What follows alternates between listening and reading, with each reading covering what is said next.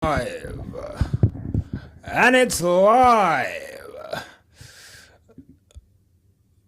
I think. Big up everyone inside. Don't piss me off. Let me sort this out. Get rid of them things there. Oh gosh. What a time to be alive. Let me get this actual stream on. How you doing? How's it going? Teddy, no. No, not right now, brother. Not right now. Not right now. What's good? Yo, V. What you saying? How's it going? Let me get my headphone in. V says hello, Teddy. He gave you a little and then he went back to napping. We went back to napping. We got the walk out of the way. And we're gonna have to do another one later, aren't we, to be honest? Let's be honest.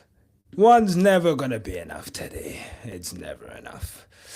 Right. Everything's good. Let me tell everyone that I'm live. I'm live. Boom. Oh my god. We're live. We are live. Boom. There you go. Oh,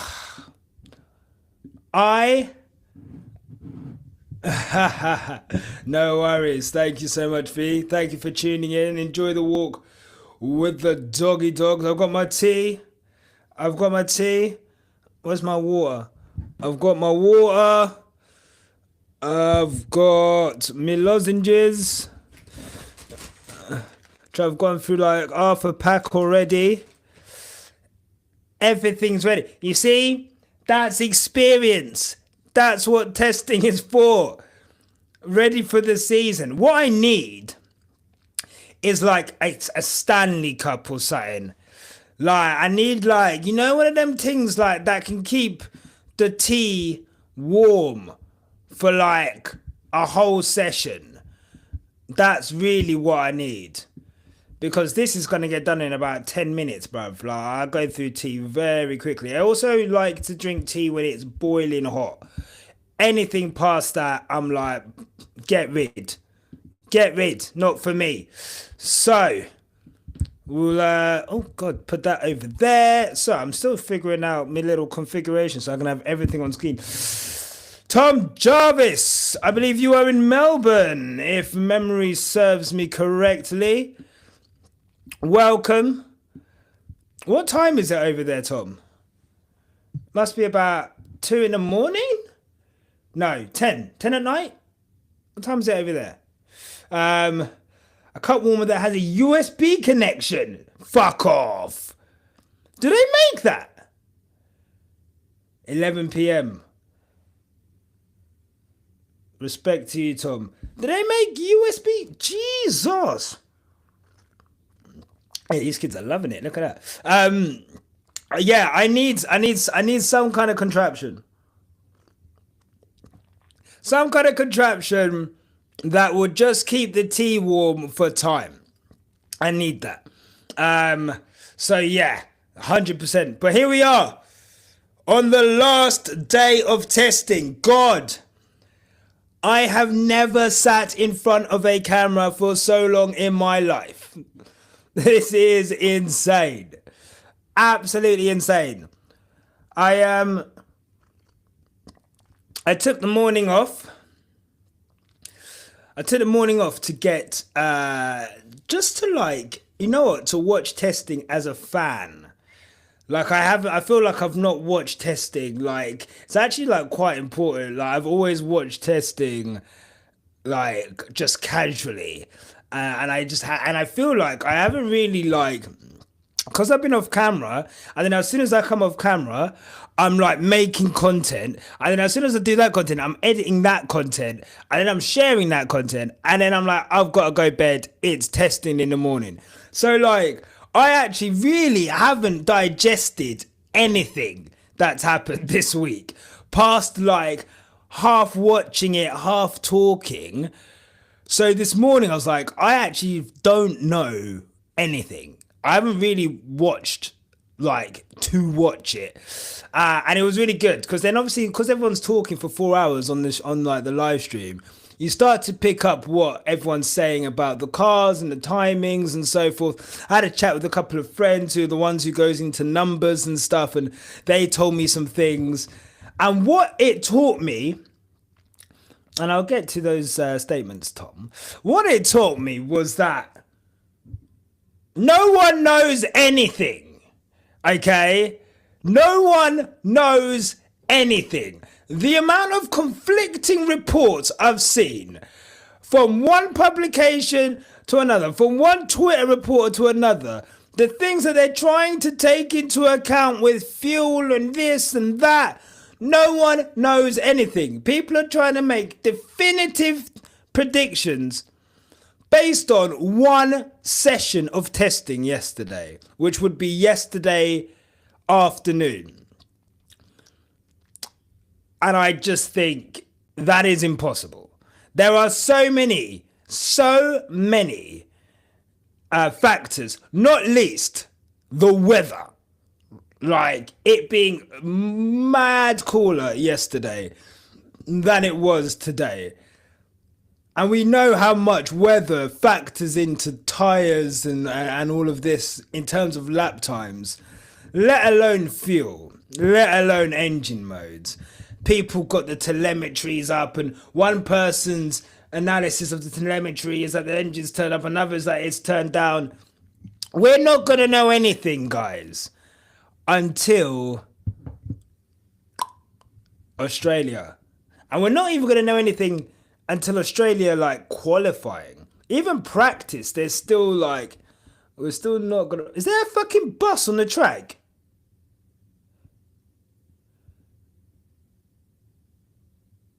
Was there a bus? Is there a red flag? Because there's a bus on the fucking circuit. Fuck off. They've red flagged it. That is hilarious. What? What a sport. What a sport. Will Ham get into the 129s today? What have we got here for Leclerc? 138.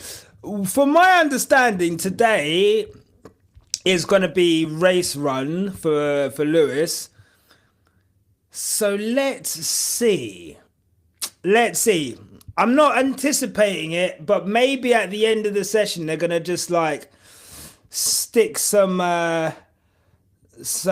things on and some softs on, not softs on, but stick some C3s on and see where it goes. But we'll see. We'll see. We'll see. I'm interested to see. TB, thank you. I appreciate it. I appreciate it. I feel like last season we let you down a little bit. I'm not going to lie. I feel like we let people down. So, just trying to be better. Just trying to be as creative as possible. I'm really happy people enjoy the wig thing. Otherwise, the Barry Bates content, if that didn't bang, I would just be an old man in a blonde wig pretending to be on the news. But the numbers justify it, so I can do it. So I'm glad everyone's like rocking with the new content. I can't wait to do this kind of thing during the season. You know, definitely. Right now, this is bare bones shit, right? I know we should probably have some timing screens and like maybe a map of where everyone is. We'll definitely upgrade this so that it's a bit more interactive and you're not just looking at my face. Oh, is that my... Oh, that's my speaker. So that's my speaker. that when I edit, I have to have music on. Once I've like sorted out everything, once I'm just doing like little touches, otherwise it feels like, oh my God, my brain can't handle concentrating without music. So yeah, this will get upgraded and we'll look a lot better, a bit more sleek, and we'll go from there. CBD, big up. Is Helmet running his mouth again? Fire bun that rascal. Oh shit. Look what I got back. Again, not live. There we go. I can't believe I didn't have these yesterday. Oh my God. So yeah. Sound effects are back. So if it goes off, I'm ready. You know? I'm ready. If it kicks off, I'm ready. That's all they need to know. That's it. That's all they need to know, mate. All they need to know. Teddy, good afternoon. Oh, the wig led me to that. I love that. I do like that we've got a lot of subscribers from the Barry Bates content. I think that's really cool. I can't wait till the podcast starts and until like the season podcast starts and we get like Tandy back and everyone could see like what Quick Stop is about. I feel like this is only just the start. Like I think people who've been following us for a while know that during the season it gets very hectic in terms of like the takes and stuff. So yeah, man. But I'm glad Barry and his incredible show led you to us. You know, Barry's been an incredible acquisition to the Quick Stop team this year. And long may he continue, to be honest. Long may he continue. If you are in here, thank you for watching. Give this video a like. Thank you to all the new subscribers. Thank you to all the current subscribers. Appreciate you guys. I feel like as well, like we have gained like so many subscribers in like the last week. I think we've gained like nearly 200 subscribers in like the last week alone, which for us is a lot. I know for some channels they do that every fucking day, but for us to get like 200 new people follow us is really good. So thank you. Barry Bates content is lit. Glad to be back. CBD, glad to be back. Teddy wondered what was going on. Charming and amusing. And the wig. Everyone loves the wig. Everyone loves the wig. Me too. Best thing I've ever bought. Lewis on track. Just so you know, if you want to be at the same time as me, I'm on 3:45.36. Lewis just going down the back straight now. And let's see how this guy. This must be his first lap. Today we've got 4 hours of potential Lewis Hamilton action. And like again, just looking at his onboard here, he's still like the minor corrections here and there, mid corner. You know, compared to when I was watching the McLaren, for example, yesterday, which just looked absolutely planted. That was the Ferrari. Even when I was looking at Charles today, still the odd adjustments on exit of corners. Normally, it feels like the rear seems to be sliding on exit in corners slightly. What are we going to watch here? Is this going to be what we just watched now? This looks like it's going into the turn 4.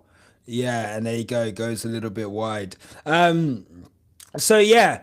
It'll be interesting to see, but everyone seems pretty happy with their cars. Like, I'm not too sure. I think everyone's got things that they think they can work on and improve, as they all do. But yeah, it doesn't feel as if anyone's like super unhappy with their cars.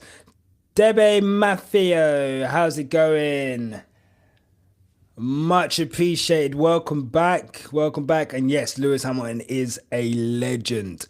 Absolute legend. That time article, God.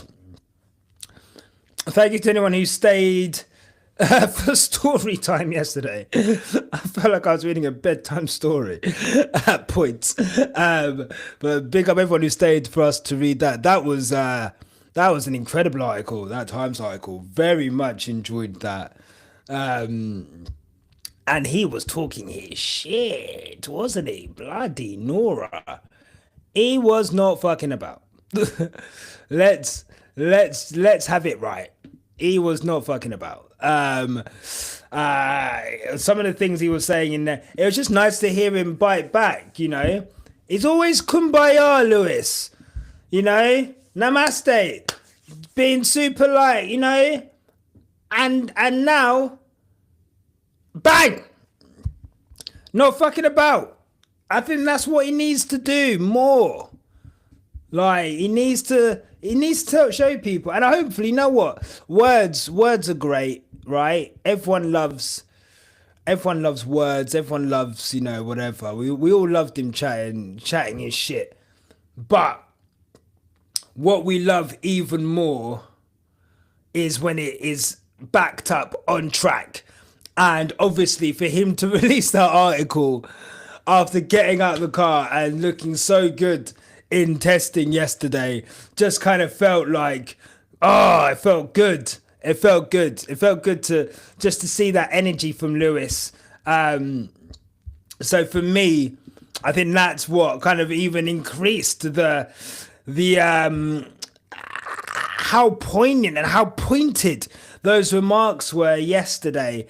And I'm really, really happy. Really, really, really happy with that article and just what he was saying. It was great. And the thing is, like, this isn't some small boy magazine as well. This is Time magazine.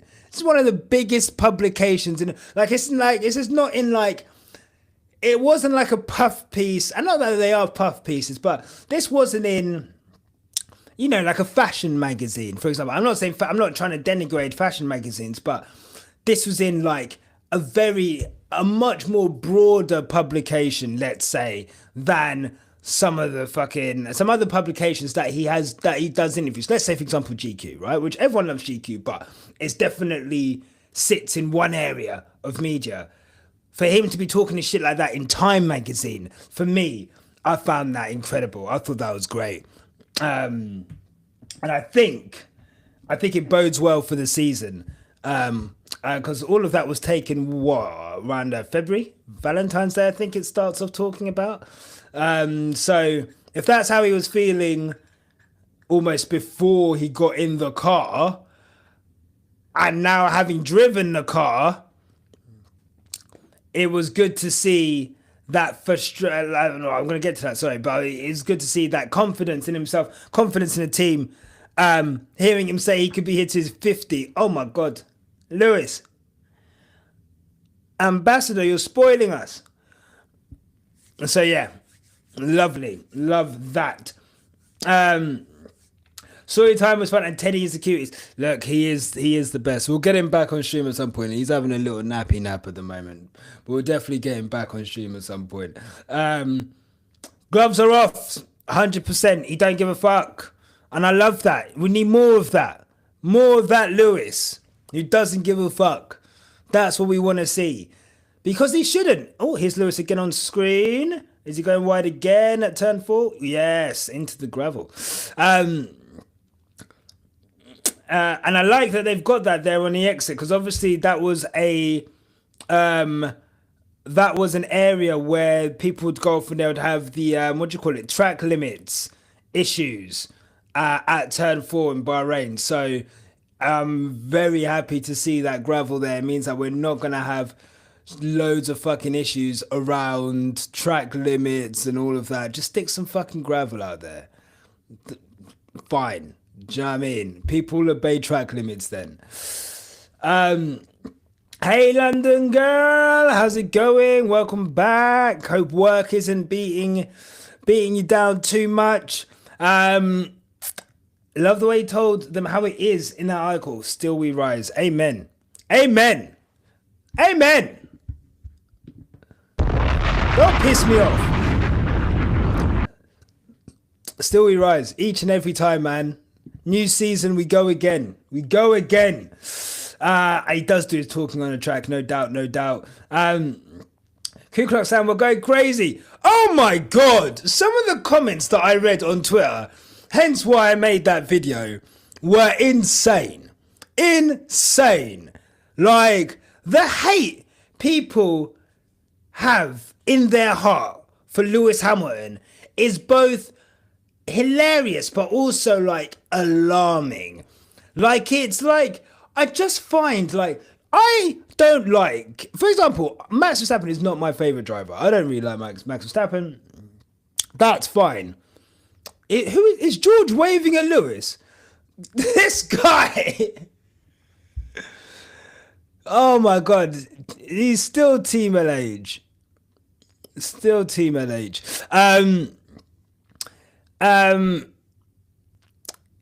Yeah, but the way people like make their whole personality about hating Lewis Hamilton, and look, a lot of the times these are kids, right? Like, you go on someone's profile and it's like a kid who's like getting off on like rage baiting and attention seeking and like, you know, as a grown man, you know, I can't really, like, I don't really care.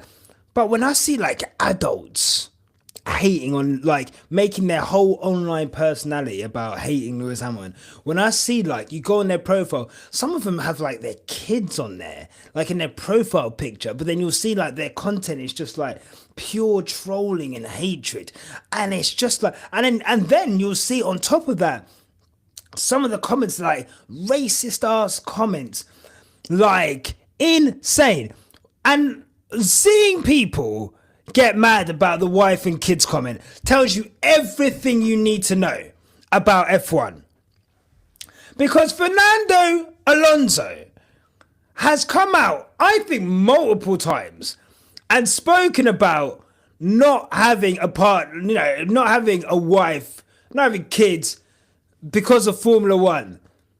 The closest we've got to knowing about Fernando Alonso's personal life was when he was pretending or going along with the joke that he was getting with Taylor Swift. Do you remember that debacle?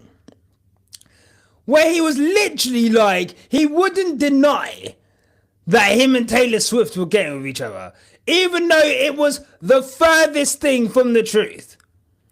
Anyway, seeing people get so mad at Lewis Hamilton for saying he doesn't have a wife and kids was just mind-boggling. Mind-boggling. But it's mad.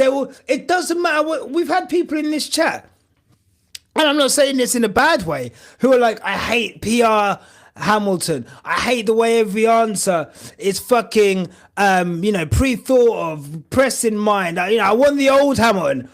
People get the old Hamilton back. Oh no! Oh my God! How could he say those things? What the fuck? Like, it just shows he cannot win either way. Cannot win at all. And so I'd rather Lewis Hamilton was just like fucking giving it to them, being arrogant, being fucking cocky, talking his shit as a 7-time world motherfucking champion. Don't piss me off. Talk your shit. And if they don't like it, fine. But don't listen to the people that are like, make yourself smaller. He needs, we want the PR Hamilton back now. It's cringe when he talks his shit. You can stay over there. We're going to be over here with the 7-time world champion, 104 race wins, 105 wins or whatever. So 105 wins? 104 poles? We'll be over here with that. You stay over there with that. Don't piss me off. Oh my God, that article... I think that article awoke something in F1 fans in both ways. I think it's awoken, like, I think it's given like the season like a bit of punch. I think it's set people in their stalls early. Are you on board the Hamilton hype train, or are you off it? And it's okay to be off it. You don't have to be on it. I respect people who might have reservations about his skills as a driver as he's got older. 100%. 100%. But I like that. That's what sport's about. Let's get. I don't. All these men who have like 5, 6, 7, 8 different men in their Twitter bio, all the different drive. Fuck that. Sport is about rivalry. I want my driver to beat yours. You want yours to beat mine. That's cool. I like that. Let's see. Australia will be the first indication of where we're going. Is this hype train going somewhere? Or is it doomed? But I think, looking at this car in testing, looking at Lewis in testing, looking at Ferrari in general, just looking at them in general over the last 3 or 4 years, they're a car that will be, at least 50% of the time, able to fight for wins. Whether they win or not, that's another question, because there are other cars that are able to fight for wins, but it's a lot better than what he had for the last 3 years. So if you take that into account, there's no real reason why he shouldn't be able to pick up those wins that he wants to pick up. Let's see. What have we got here? Just glad to see his confidence back, for sure, 100%. TB, you can tell his frustration had been building for some time. He just unleashed with his chest out, 100%. Sometimes you got to pop out and show niggas. Like, do you know what I mean? Word to Kendrick. Like, sometimes you just got to remind people who you are. You know? Okay, the last 3 years haven't been great, but let me just remind you, like, who you are. 100%. I love that. He's F1. He brought F1 to where we are. Big part of that. Big part of bringing F1 to where it's currently at. And that's good. That's good. I love that about Lewis. But also, I love that about the sport, that it's bigger now. That there's stuff like this. Like, how many channels are going live right now? I'm only one small, tiny channel going live, watching testing. A few years ago, this wasn't even in the space. You couldn't even do this years ago. No one was doing this. Now people have got multiple choices of content creators that they can go to listen to, and it's a great thing for everyone that the sport is getting bigger. Again, why I never understand why people want to keep this sport small. The bigger the sport gets, the better it is for fans. Normally, the ticket prices are fucked. Like, and really and truly, that's the one thing for me, as the sport gets bigger, you know, the ticket prices they've got to normalize at some point. Like, they cannot keep going up and up. But the problem is, the more popular it gets, supply and demand, the more popular it gets, the more that they can charge. And it's just like, you know, they are going to milk it for whatever it's worth. You know, even me as an Arsenal fan, my season ticket price, although it was frozen, was going up and up and up. The cost to go and watch football goes up and up and up. Has it priced out people? Yes. Do people still go watch football? Yes. So, you know, it's a tough one. But I want the sport to get bigger.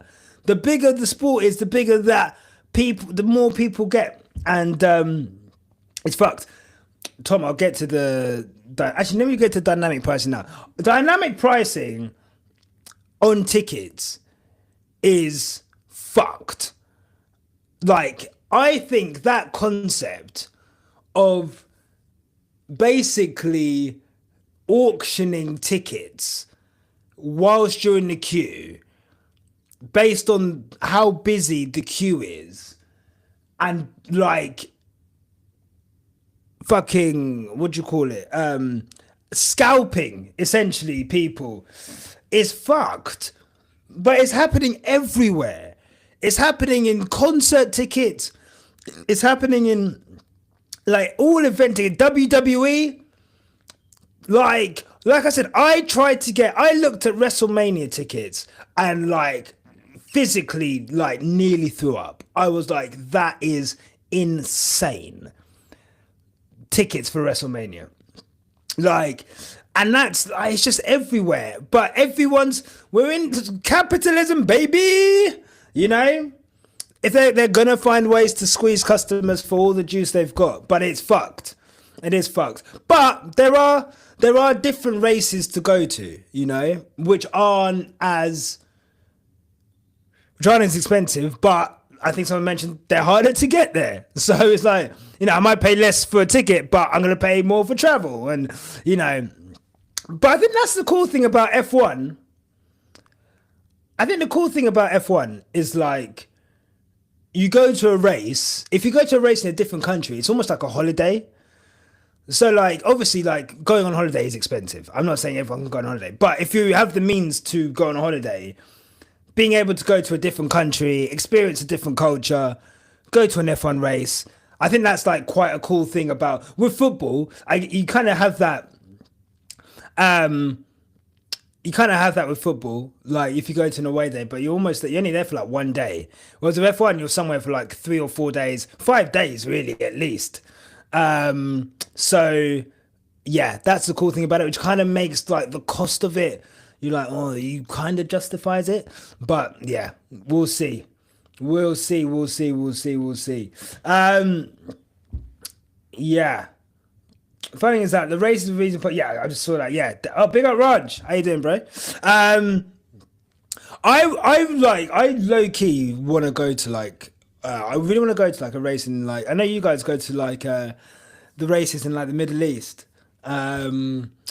And like, yeah, I mean, like they're all good races to watch. I mean, look, Qatar, I would like out of Bahrain, Saudi Arabia, Qatar, I think I'd probably, in terms of racing, probably choose Bahrain, maybe then Saudi.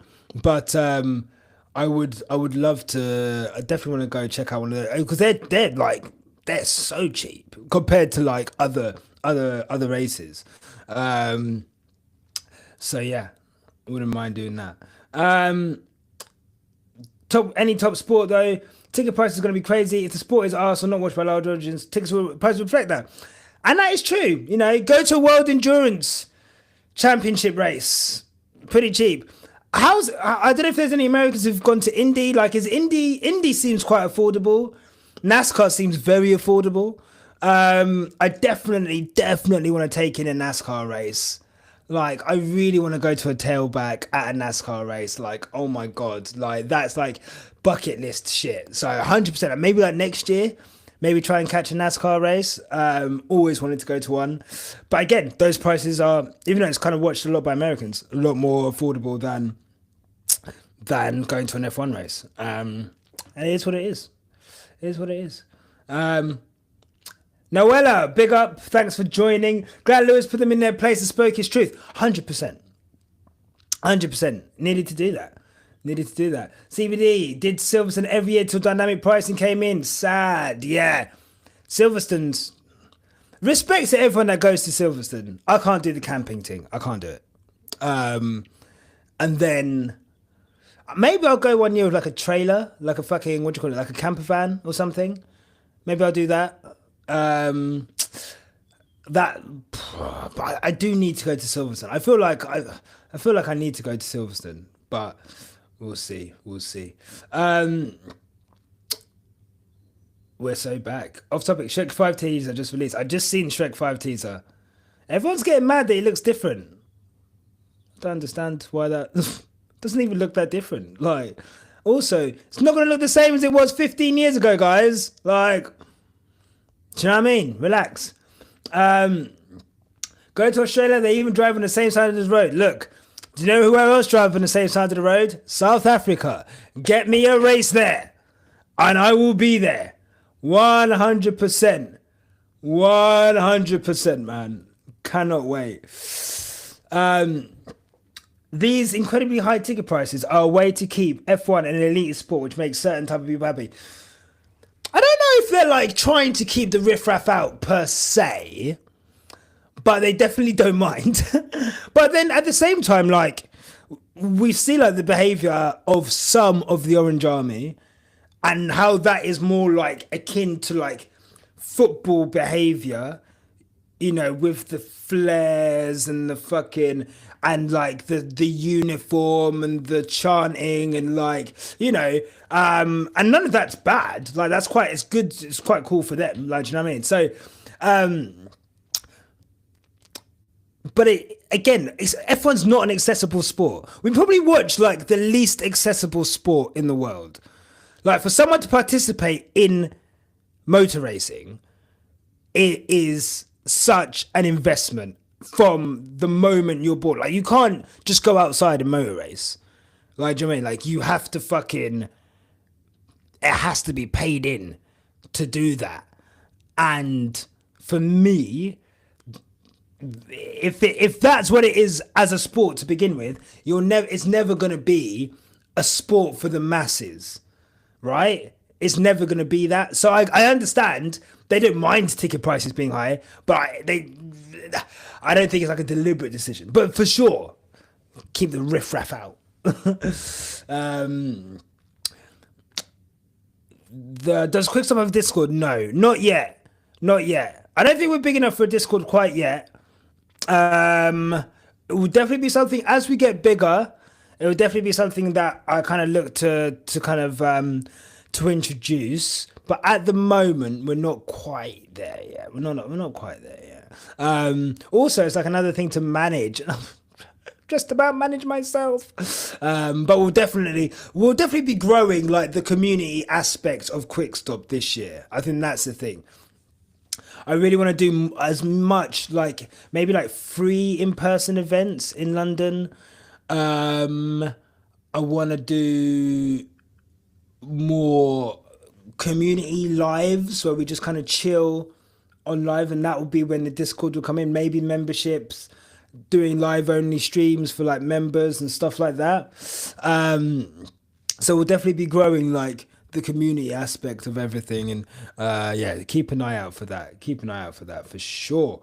So people drive in and get hotels quite far away. Yeah, I don't understand, and it's a ball ache to get in and out of Silverstone as well. Northampton, where Silverstone is like the middle of nowhere. So, yeah, it's just ridiculous. Just ridiculous. I want to go to Silverstone, but I also can't do the camping rain. Yeah, can't do camping. If I go to Silverstone, it'll definitely be in like a camper van. I'm not camping. Fuck that. Respectfully. Patrick, welcome. Nash, Earl Grey with honey and cream time. I know, listen to my voice already. But 100%, I will not be trying that. I'm not a massive fan of Earl Grey, man. But I know one time I'll try it. I'll try it for you. And if it's butters, then I'm going to come back and I'm going to blame you. Mostly, Silverstone is decent, but the prices have skyrocketed. Done 4 years back to back. It's legit cheaper now to go and watch abroad and make a holiday of it and spend less. I think that's the issue, isn't it? But the thing is with Silverstone, it's always a banger race, and the atmosphere is great. Like, you know, so that side of it is great. I commend anyone that goes to Silverstone. That's like a real commitment, man. Yeah. World Tour cycling is extremely inaccessible for mere mortals. Yeah, but getting into cycling is a lot easier than getting into, like I said, motorsport. Like, obviously, like getting into Formula One is ridiculous, but getting into motorsport in general is like extremely difficult. Getting into cycling is like not as difficult. Respectfully. Debbie, thank you. Oh my God, that is the first super chat first donation we've ever had. So thank you. You can have a gunshot for that. You can have a shotty gunshot for that. Thank you so much. Much appreciated. That will go into the kitty. Much appreciated. Dragged my girlfriend to Silverstone camping. She hated it. But at least went into it with Craig Slayer. That's really cool. That's really cool. That's really, really cool. Craig Slayer. Craig Slayer is a funny one, isn't he? Like, he's like a jack of all trades. Of like, I've just got some information here regarding what's gone down in the pit lane with... And it's just like an instigator, Craig Slayer. You know what I mean? He's just there to be like walking up and down the pit lane, stirring shit, and then they'll get him to do loads of silly little segments as well. But then you'll see him on like Sky Sports football deadline day, like sources have told me that we've heard that Arsenal are looking for a new striker, and it's like, what is your job? Like he just has like even during F1 weekends, you don't see him unless like you only see him. He's like the Sky Sports News correspondent for the F1, and he'll basically just summarize what's happened for Sky Sports News, and then that's all he does. So he gets to fly around the world just to make like 5-minute segments of, well, we've just had qualifying here in Bahrain, and it's clear to see that Max Verstappen is still on top, and what are you there for, Craig? Like, you're stealing a living. I want your job. So fair play to Craig Slater. I'd love to have a good interview. He's got my favourite voice, as you can tell. Out of all of the what do you call it? Pundits. He's got my favourite voice for sure. Have I watched V8 Supercars? I do on occasion, actually. It's one of those things that sometimes it will just be on TV, and then I'll end up just watching it. I love it. That's like great. Whenever you see like incredible racing clips as well, like super close racing clips, it's like V8 Supercars Australia. Like them man go in. And also they've got great commentary as well. I love their commentary. Whenever I watch it, it's always like really good commentary, really insightful, really passionate. Yeah, oh God, I'm just seeing that fucking drift there. Let's look at this. Whoa, that is a whopper. Yeah, no, big fan of Tokyo drifting. Tokyo drifting? Actually, Tokyo Drift is my least favourite Need for Speed. I'm not gonna lie. I'm just gonna put it out there. Actually, you know what? No. There's like, which one is it? Which one is it? The one where Paul Walker's like, where they bring him back. That one's bad. That one's awful. But yes, no, V8 Supercars, 100%. I'm going to try and watch more motor racing this year.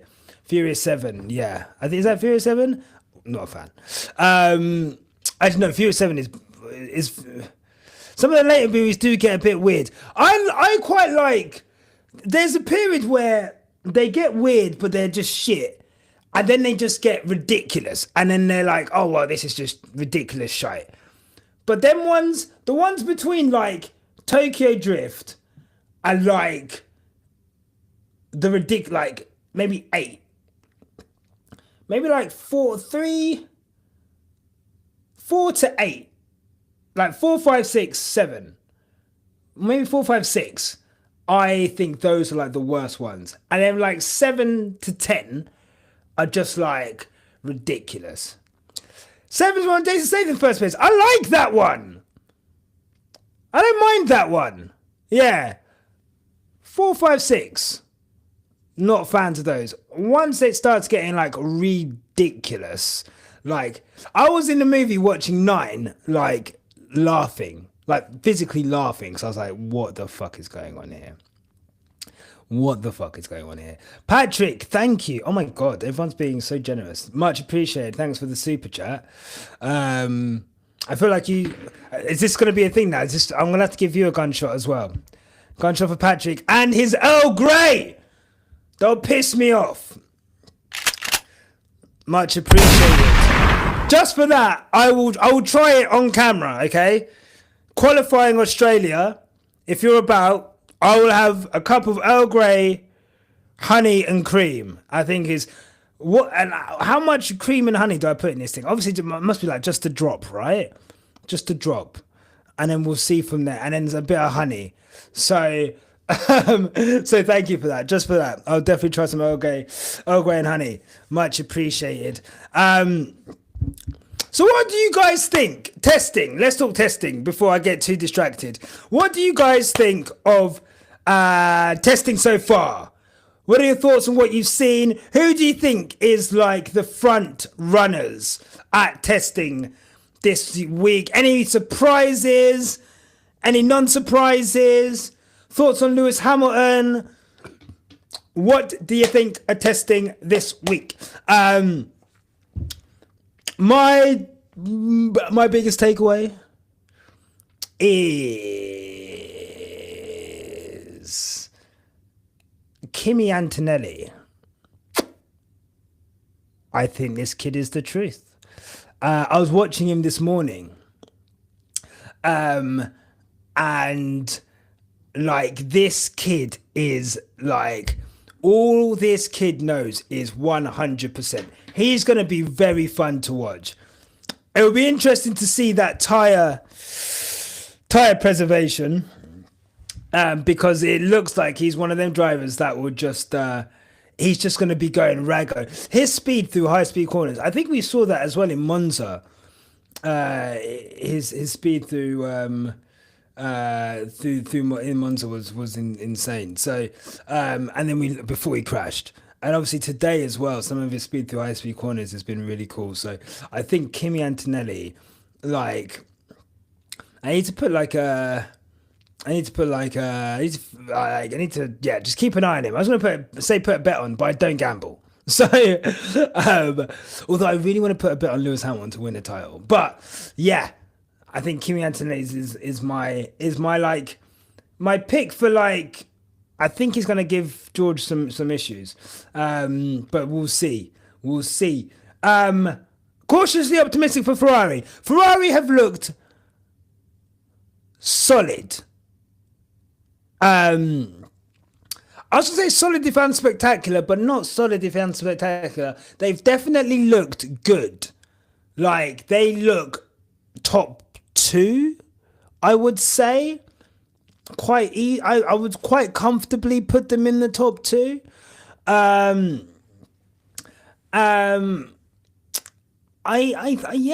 think. What's going on here?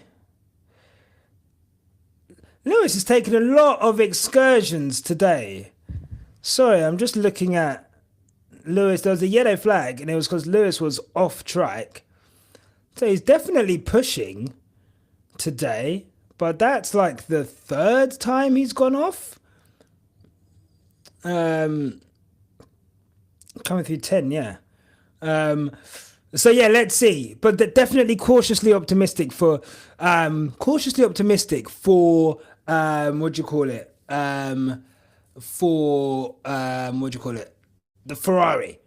Definitely think Ferrari are gonna be that. I don't see the team to beat. I think McLaren is still the team to beat, but I think Ferrari are going to be front runners. I am cautiously optimistic of that. Based on what we've seen, 100%. Between Lewis and Charles, we don't know yet. I'd expect Charles to have... but yeah. Definitely Lewis... I wouldn't say struggling this session, but definitely seems to be some issues... kind of like, yeah, understeer. But that was the case on Wednesday as well. Struggling with understeer, and again on exit, which Charles seems to be struggling as well, but it doesn't seem to be as pronounced as Lewis. So definitely something to look out for. Definitely something to look out for sure. Getting that for sure. Anyway, I've been watching. What's your honest assessment of how Ferrari? Yeah, I think I've just said it. Yeah, I think that's how it looks. It looks like McLaren head and shoulders clear the rest. Mercedes and Ferrari level with each other. Red Bull and unknown. McLaren look good. I kind of want to yesterday was scary in terms of how quick McLaren looked on race pace with Norris. I do think there's some fuel variation in there. I do think there's some weather variation in there. It doesn't seem like the engine was especially turned up.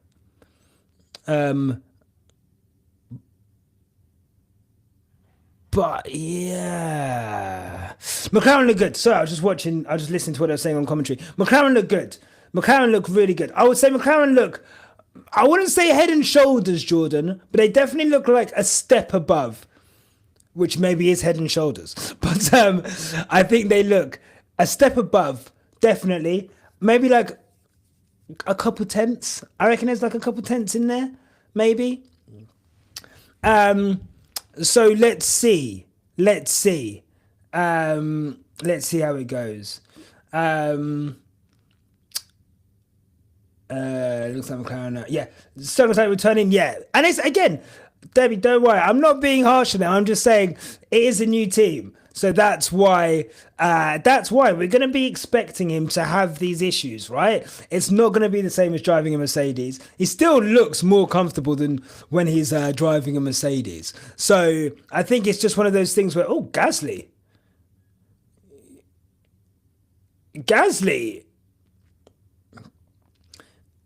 is going for it.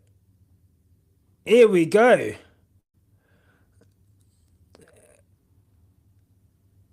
Wow, there you go. Pierre Gasly lighting up the timing charts. Currently 5 tenths ahead of Leclerc. Our drivers are so much better than Norris that we could win with a 1 to 10 slower car. Let's see. Let's see. I've got faith in both, in Lewis, Charles. Let's see how it goes. Let's see. But Pierre Gasly, is he go wide here? Some track limits? Definitely track limits, definitely. And he's still gone quicker, despite going through. And here's Lewis. I think this is why there was a yellow flag earlier. And yeah, just struggling to turn in there. No drama. Probably just locked up a tyre, it looks like here. We're going to see a little lock up. He's just taking too much speed in. There you go. So yeah, let's see. New team that is being bought. I saw Spanners talk about this online, and I think it's Alpine getting sold to High Tech. If I had to hazard a guess, I would assume that maybe Alpine is selling to High Tech. I can't see anyone else on the grid that would be up for sale. Unless it's Haas Toyota, but Toyota haven't really. Although they are partnering with Haas in a sense. What's going on here? Not happy. I just don't. I think Alpine. I think High Tech buying Alpine with the Oliver Oaks kind of like with the link there. Yeah. I just think they've sold. They're not making engines. So really and truly, what is the point of the investment for them to be there? High Tech wanted to come into the sport via the same process Cadillac eventually got in. They weren't able to come in. They've got a great history in racing. So I would be very surprised if it was anything other than High Tech buying Alpine. But I'm not the guy. I'm not the guy to come to for that kind of news. I'm not in the know. That's purely deduction, I guess, on how that's going. Mate, late here. Shall see you soon. Take care, Debbie. Much appreciated for the chat. Much appreciated. Thank you so much. Honestly, that was really cool. Yeah. So let's see. Give me Norris in a faster car over Verstappen in an equal car, to be honest. Yeah, but that's not just how do I describe this? That's not just speed, is it? Take care, Tom. Goodbye to the Aussie guys. Enjoy your night. Yeah, like McLaren strategy we saw last year. They were shitting their pants at any at any point. And yeah, I just don't see. I would hope they won't be as bad again this season, right? Like, surely not. Surely these guys won't be as bad this season in terms of strategy, in terms of shit in the bed, in terms of having to make difficult decisions. McLaren can't be that bad again. Or can they? You know? So let's see. Let's see how that goes. But for sure, I would rather fight McLaren and Norris than fight Red Bull and Verstappen all day. I've still got scars from 21, you know, aside from even the obvious reasons. Sorry, Teddy's making noises. I don't understand why. So yeah, let's see. But yeah, Mercedes heading to Porsche. That would be a big fucking sale if that was the case. I don't. Do Porsche have the money to buy Mercedes? Like, that is a big boy sale. It would be interesting. But it's definitely going to be someone that was trying to come into the sport, and now coming into sport. So, you know, you're looking at, like, you know, the high tech and it's a couple of the consortiums that are trying to come in. Lucky Sons, like, it will be one of them basically trying to get into the sport for 2026. And I guess we'll see who that is. I feel like Max had them rattled last year. If the car is too fast for Max to be a factor, I think Lando will be all right. I was talking to someone yesterday, and they were saying that Lando Norris can't get into a slugfest with Max Verstappen, because let's say they get into, like, driving wheel to wheel. We saw with Max and Lando last year that Lando sometimes just didn't have that dog in him. You know, Russell on a quick lap here. Purple sectors in the first sector, 2/10 up in the second sector. Anything that this guy loves, it is a glory run. So let's see how this goes. Here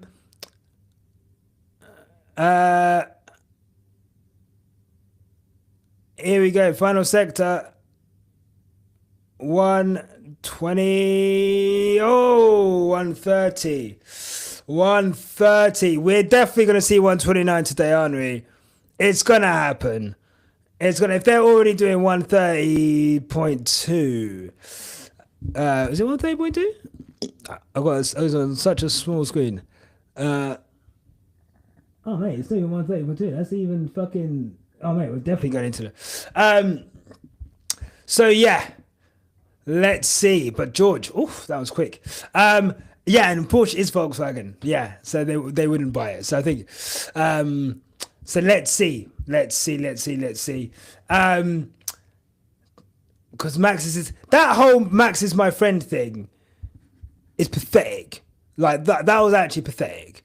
I was like, I could not believe, like, Lando's attitude towards Max. We spoke about it yesterday. Like, he's not your friend, bro. He's not your dog. You know. So hopefully, we see a situation with Lando. What he's got to do is go do what Vettel used to do.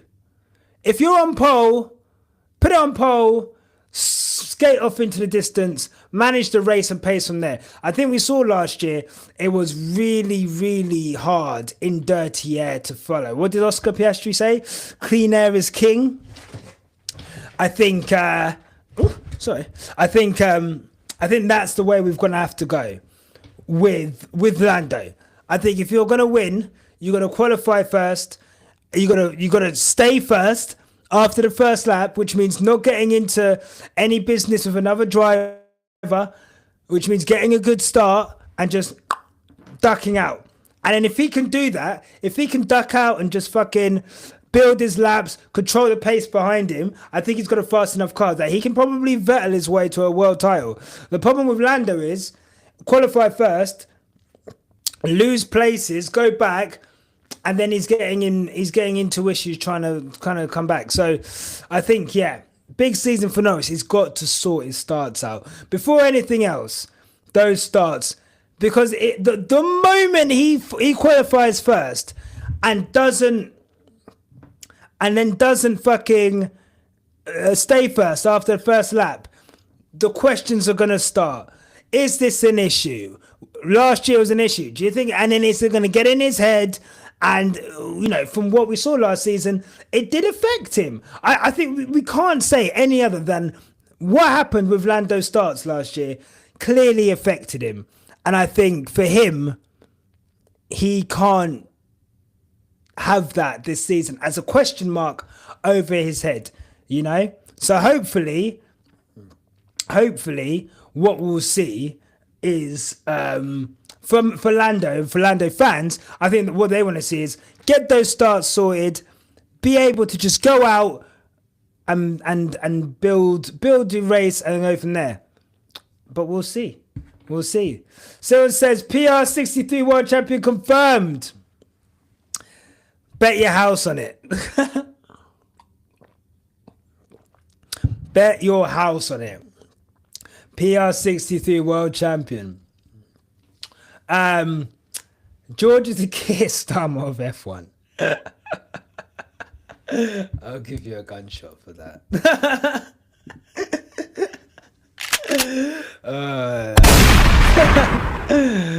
He kind of is, He kind of is. V, on track you have no friends. Damn right. Can't have friends on track. That is not what we're here to do. We're here to race. This is not RuPaul's best friend race. As fans of Drag Race will know. You're here to win.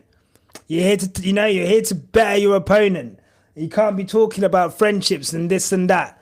When your legacy is on the line.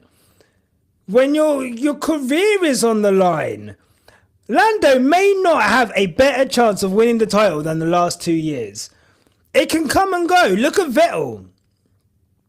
There's no guarantee the good times will keep rolling. It took Lewis Hamilton 6 years to win his second world title after his first. You never know when you're going to have a world title car. You need to take advantage of that. Nico Rosberg knew that shit. So he sold his soul to the devil. Just to win. Fucking didn't even want to talk to his family. Literally, he'd go to his house and operate on different timings so that he was not jet lagged away from his family. He'd stay in hotels to get away from his family. You can't even give up a friendship of someone that you play paddle with every couple of days. Like, come on, relax. Jesus Christ. Alison, I live in Northampton. It's not in the middle of nowhere. It's not in the middle of nowhere, sorry, but it is in the middle of the country. Silverstone is in the middle of nowhere. And to get to hotels with the amount of people in that area, the hotels are crazy. And they're not actually that close to the ground. That's what I meant. I've got family in Northampton. So I know Northampton. It's not in the middle of nowhere, but it is in the middle. It's literally it's the beginning of the Midlands, really. More chance Oscar World Championship. Let's see. We're going to see some qualify. I don't know about Oscar World Champion. Honestly, I'm not going to lie to you. I need to see a bit more consistency from Piastri. He's still a baby. Ooh. He's still a baby. So,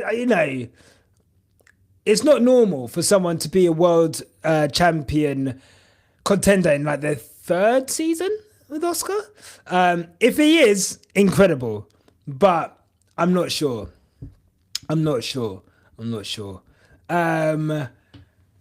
Hakeem, question. Which rookie doesn't make it to the end of the season? Ooh, good question. Good question, Hakeem. Duhan, yeah. Duhan, yeah. Doohan. If Doohan makes it to the end of the season, he's done so well. Like, genuinely, if Doohan makes it to the end of the season, he has had a great season. Because they will be looking for any excuse to get that guy out. Oh, Lance Stroll going wide. They're looking for any excuse to get that guy out of there. So, out of all of them, because the rest of them seem quite, sorry, my dog, oh, something else. So I think, yeah, Bortoletto seems quite supported at Sauber. Behrman, obviously Ferrari Academy driver. Haas seemed pretty confident with him. Isaac, again, Red Bull Academy driver. They seem pretty set on him. I can't see a situation where Toro Rosso, there's no one really coming up with Toro Rosso where they're like, okay, well, let's look to take Isaac out. Kimi, of course. Mercedes have bet the house on Kimi.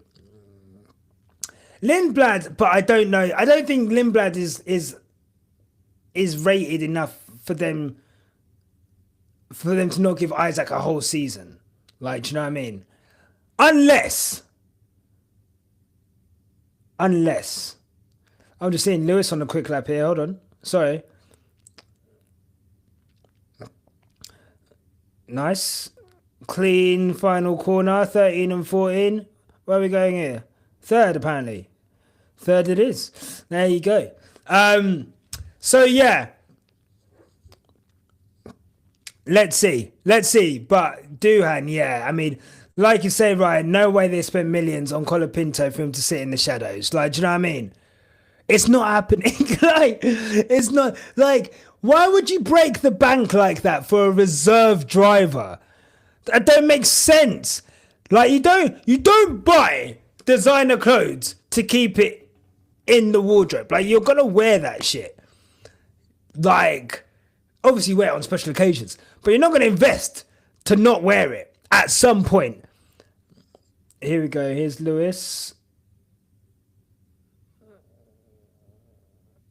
Nice. Nice to see a replay of Lewis. Nice. That's a really good shot. Sorry. So yeah. We'll see in terms of Colapinto. But honest to God, like honest to God, I just feel like, yeah, it's just it's a matter of time. It's a matter of time before that happens. V, can we brainstorm hammer time? I'm just gonna I just want them to say hammer time. Like, why can't he just take it? I don't understand. Like, why? Like, I just feel like that's his thing. That's his intellectual property. Like, I get him and Bono had that, but like, I just feel like it's gonna be really weird. Like, hearing anything else. Also, like, did they trademark it? Fuck off. They didn't they didn't trademark it, did they? They probably did, you know. But they're not making any money on it. They're not making it, of course they did. But yeah, I don't know. Like, yeah, I just don't know. Like, we'll see. It'll be interesting. I haven't heard much from. I think like I did see Tempo di Martello. Nice. I think that's yeah. Is that right? I think like I think it's just one of those things where like I'm looking forward to hearing that relationship that Lewis has with his engineer.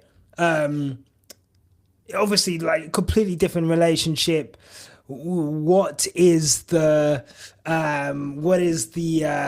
relationship going to be like? I felt at times with Bono there was a lack of communication,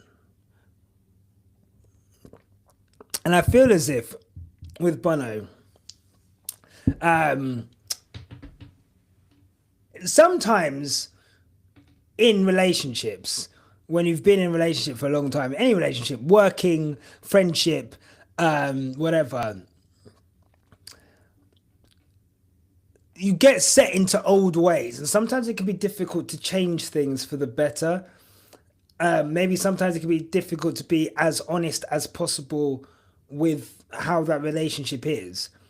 There were several times in like the last 3 years where Piastri quickest in the final sector there on the C2s, on a hard tire. Sorry, so C1s, C1, yeah, C1. So, oh no, C4. Oh, I can't even, who knows? But yeah, I just think that C2. Thank you. Yeah, I just think that I don't know, how do I describe it? There was like information Lewis wasn't getting sometimes. There was situations where the strategy wasn't great, and the communication of that to Lewis wasn't great. Incidents where Lewis wasn't getting information about yellow flags or safety cars. That was happening a fair amount the last 3 years, more than you would really expect a healthy relationship between engineer and driver to happen. So for me, I'm actually quite happy that he's got like a new relationship and they could start to build. Of course, there may be teething issues, but they could just start to build maybe like a relationship, and maybe without that like close friendship, purely professional relationship. I'm sure they'll get along. That relationship will get better, and they'll have a better time of it in terms of efficiency. And really, that's what you want from that relationship. You want efficiency of information, efficiency of strategy. That's what you want.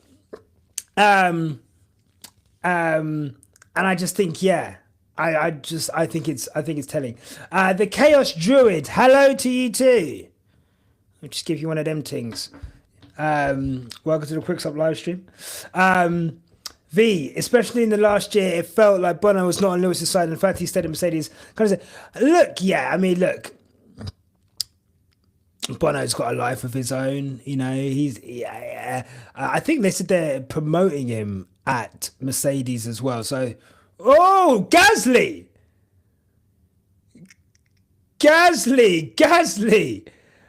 gunshot for that. He's going for it today. Jesus Christ.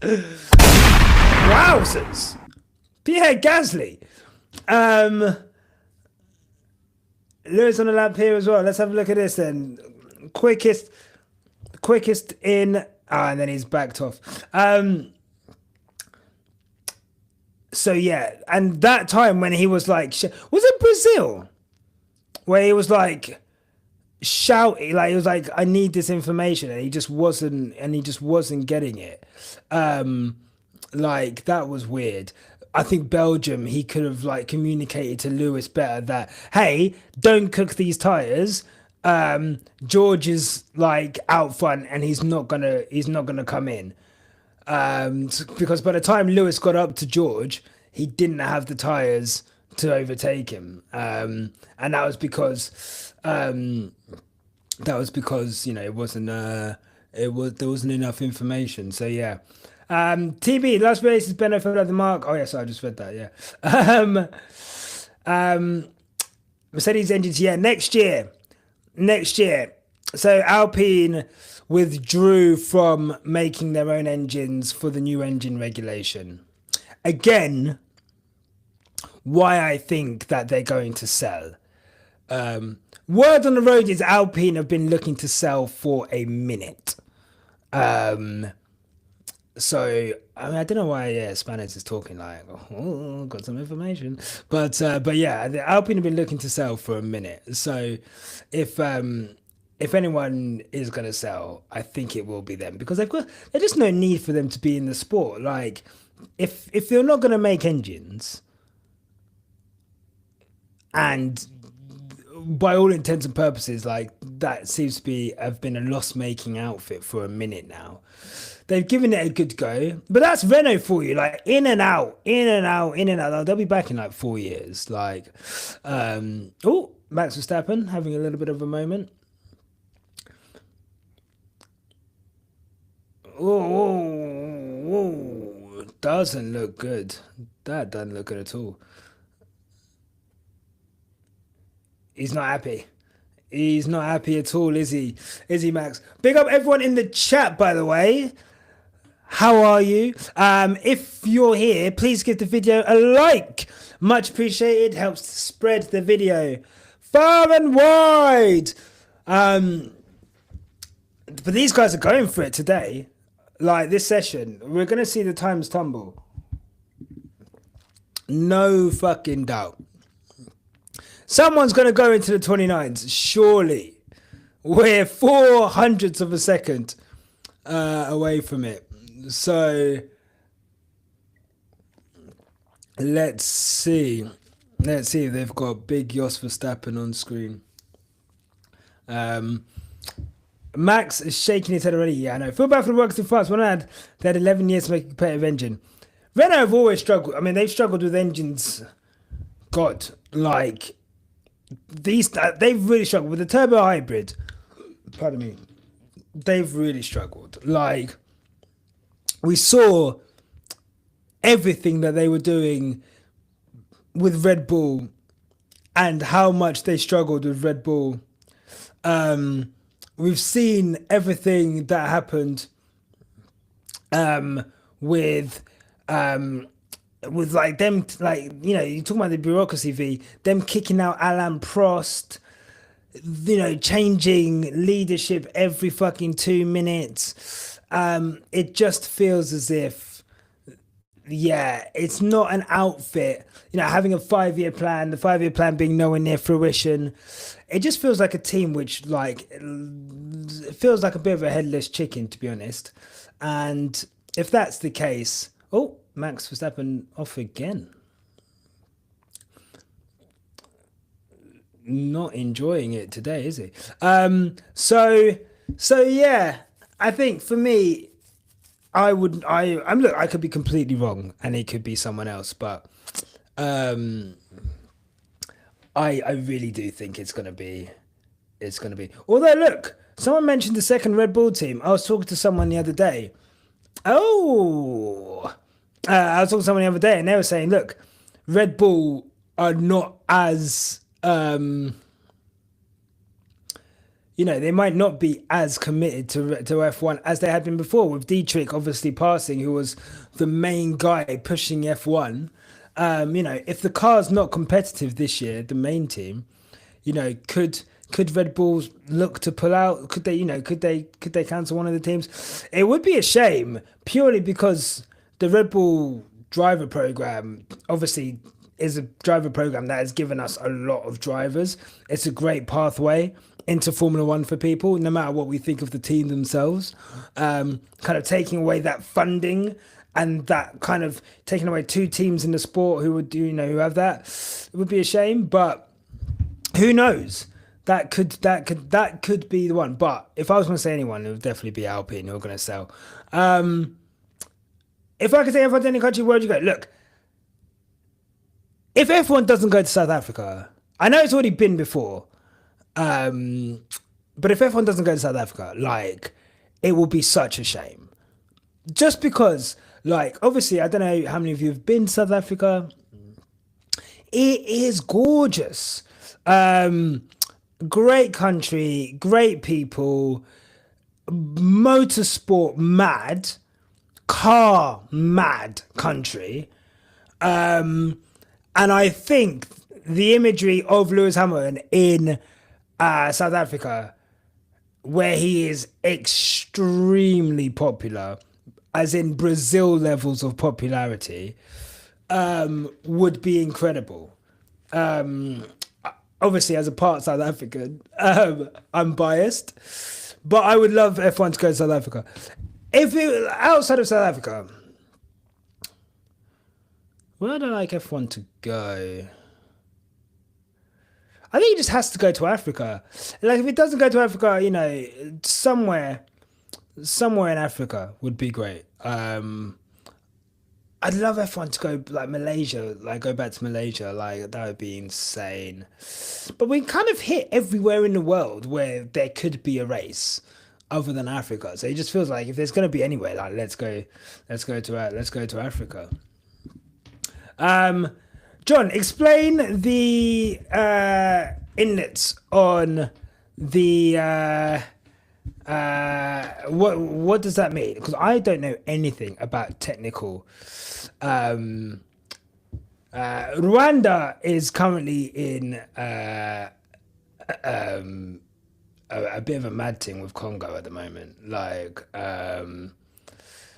so it wouldn't be good to go to Rwanda at the moment.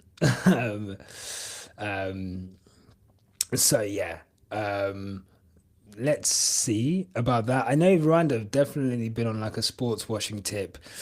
Arsenal are sponsored by Visit Rwanda. Like it's literally all over the shirt and like the stadium. But yeah, Rwanda are actually like on a bit of a mad thing at the moment. So yeah, yes, not at the moment.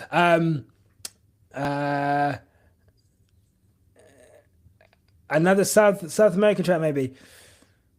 Another South American track, yes, would be cool.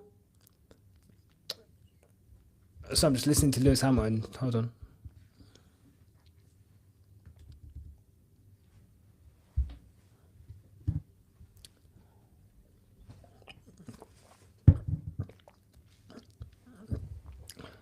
So just listen to Lewis. Yes. So we're doing a race stint today.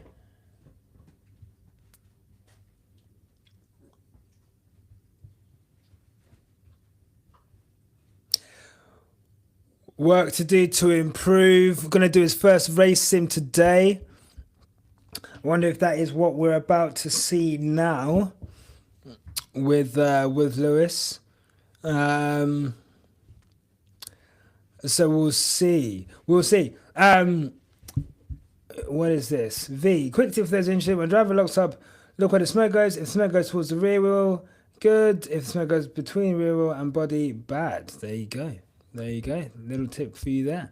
Oh yes, inlet on the side pod. Yeah, but they've I feel like they've always kind of been quite aggressive with that, no? But yeah, we'll see. I think that's one of the things that Horner kind of mentioned. But Red Bull yesterday, I won't lie, the Red Bull lap, the lap Max did. Was that yesterday? The lap he did in the morning on the hard tyre, I thought was quite impressive. And I think he was going for a lap yesterday and then he got blocked by George potentially, which looked like it was a bit of a mad thing. But it doesn't look like it's the easiest car to drive still. So let's see. I feel like they maybe have like improved from last year, but I don't know if they've improved enough to challenge McLaren, at least. Here we are on board with Lewis. I feel like this could be maybe the start of the race run. 1.5 tenths down on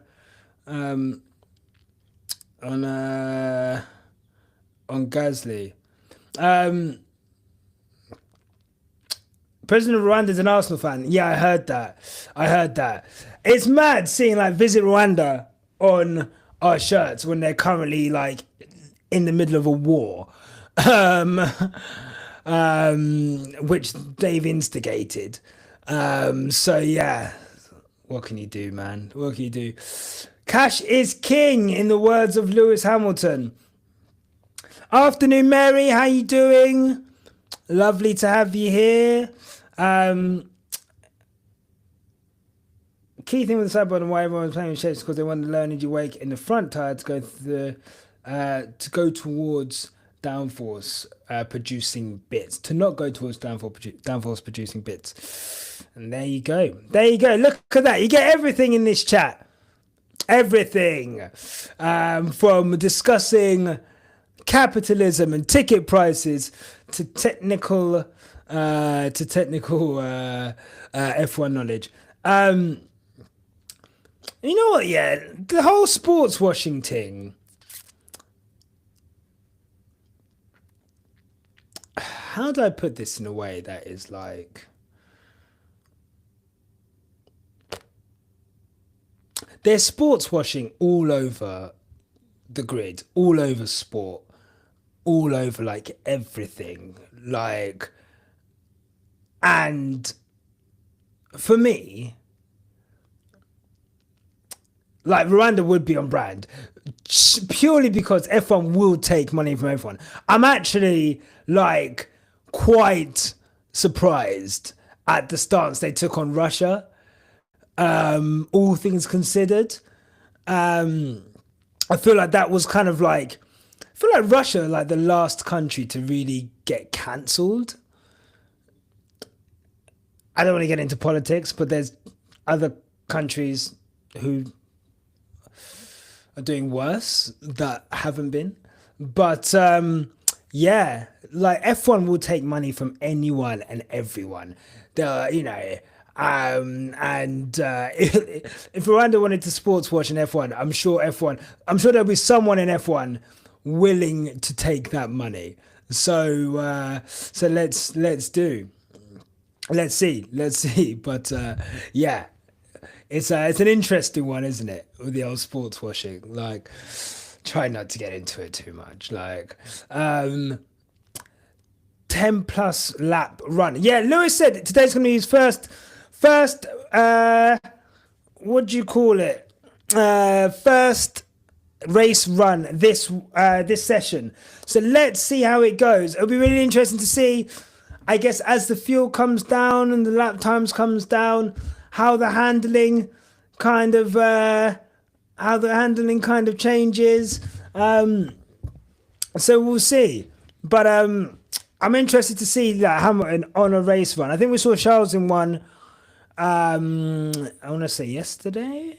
So we'll see today. I was watching this morning and they were mentioning like they do the race runs in the afternoon just to allow them, basically, if they have to do pit stops, it's when there's a crossover of the crew and that allows them to do full pit stop changes with all the crew there. So I think they said that's around 4:00 when they prefer to like be in the middle of race runs. So let's see. I don't know what time it is over there. I think they're 3 hours ahead. So what is it now? Yeah, it is about 4:30. So yeah. Let's see how it goes with that. Robert Sargent in Monaco. Look, everyone knows my feelings about Monaco. Okay. I know some people love Monaco. I know some people hate Monaco. I'm definitely in the latter part. I get the tradition of Monaco. I get the glam of Monaco. I cannot stand Monaco Sunday. Like, it is so boring watching cars go around and they can't overtake. Like, why are we even here? If we're here to watch motor racing, why are we watching Monaco? Monaco Saturday, best qualifying of the year. Monaco Sunday, worst race of the year. The fact is, Monaco Saturday doesn't make up for Monaco Sunday. For me. Like, having to sit through an hour and a half of a procession, praying someone crashes so there's a safety car. And even when there's a safety car, like, nothing really happens. So really and truly, you're praying for rain. But then even in the rain, you can't have rain the whole time because then it's even more difficult to overtake because offline is ridiculous. So really what you're asking for is for it to rain and then stop raining so that they change the tyres And I just like, I just like, I, but I, what I didn't know is how, what I didn't know is how passionate people were about keeping Monaco and how people react to you when you say that you don't want Monaco on the calendar. We got like absolutely like quote tweeted to hell last season when we said take Monaco off the calendar. When it looked like maybe Monaco wouldn't be staying on the calendar. Oh my God, people were going in on us. And I didn't realize the strength of feeling people have for like people really, really like cannot fathom an F1 calendar without Monaco. So yeah, I mean, let's see the season. Obviously, with the mandated two-stop strategy, even in the wet, they have to do two stops. So let's see if that makes a difference. I don't think it's going to make the slight bit of difference at all. But let's see. So many other better tracks: Malaysia, Mugello, Hockenheimring, Nürburgring. I love Hockenheim. I think Hockenheim's great. I think Hockenheim's an incredible track. I'm gutted that we don't race at Hockenheim anymore. I think it's mad that we're not in Germany. Like, that's the thing. It's like there's places that you would say like, oh my God, F1 like has to be in F1 has to be in certain races in certain countries. Like the fact that we're not in Germany, given that we're about to have Mercedes and Audi on the grid, and Mercedes power like nearly half the fucking grid. Like, it's crazy that there's still not enough interest in Germany for Formula One, that it's just not economically viable for Formula One to be in Germany. So yeah, France, again, crazy that we're not in France. Yeah, you know, we have 2 races in Italy, which I don't mind. But it's crazy. People will be like, oh, we can't have 3 races in America, but there's 2 races in Italy. Like, but no one has a problem with 2 races in Italy, but 3 races in America. Like, whoa, that's too much, buddy. I find that quite funny. Like, and of course, Italy, Ferrari is a massive part of F1. So like, why wouldn't you? But Emilia Romagna was not on the calendar for a long time. I think it came back during the COVID year. And then it's just ended up staying. So yeah, let's see. The 2023 Aston Martin bottled race was decent. I mean, there's been okay races. Like, that was okay. Daniel Ricciardo's win, Lewis Hamilton's win.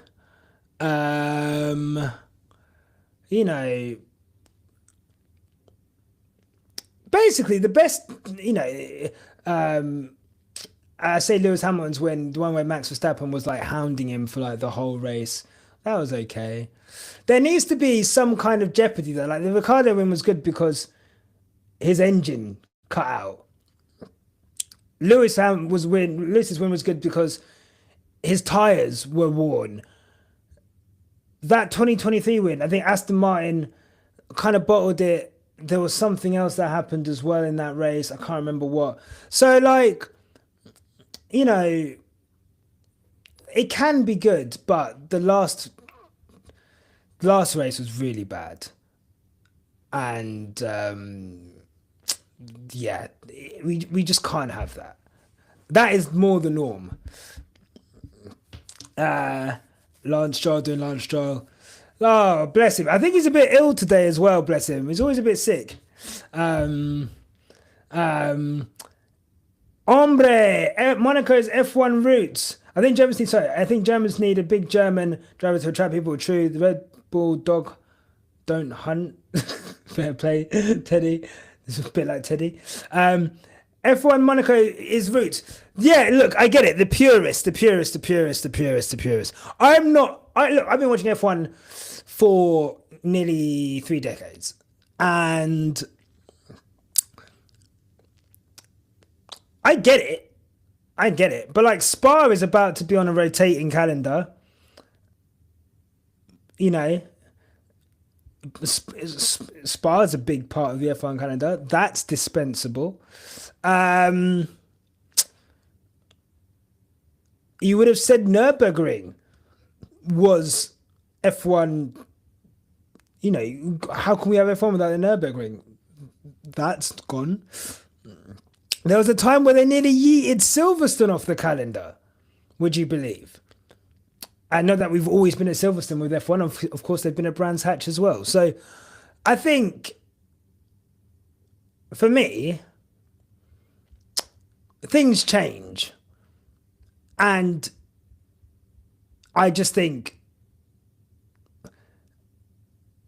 we wouldn't miss Monaco if it wasn't there, personally. But I know some people would.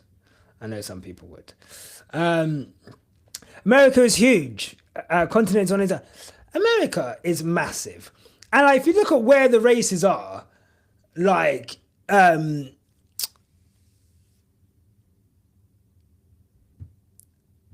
it's not like they're next to each other. Like, they're in 3 very different places. Like Miami, Vegas, and Austin are in 3 very different places. All relatively quite far from each other. You know, the distance between Barcelona and Monza is probably like not as vast as one of those distances. I'm trying to think of a race that would have been closer, but like, do you know what I mean? So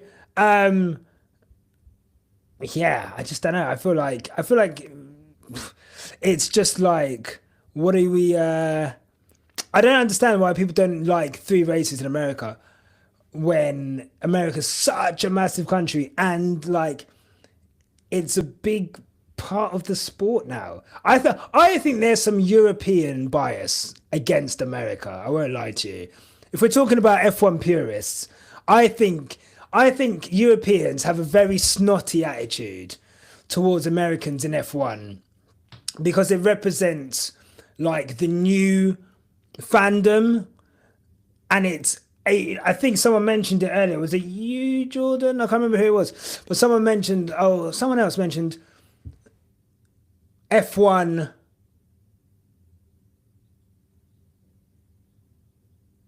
looking to keep ticket prices a certain way because they want to keep the elite in there. That's how Europeans feel about Americans. You know, they don't like the new set of fans. They don't like the DTS fans. They don't like how pompous Americans. Oh my God, there's a fucking mermaid in the pool in Miami. What the fuck is this? Oh, why the fuck are we going to Las Vegas? This is so soulless and empty. You know.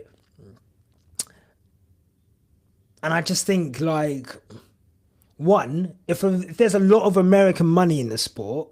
2, if there's a lot of American support in the sport.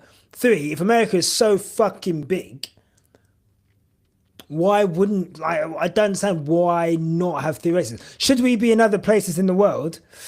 Yeah, 100%. But like, but yeah, like, it's just, I don't know.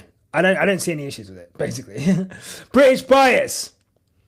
TB, yeah, it was you. British bias. We're so biased.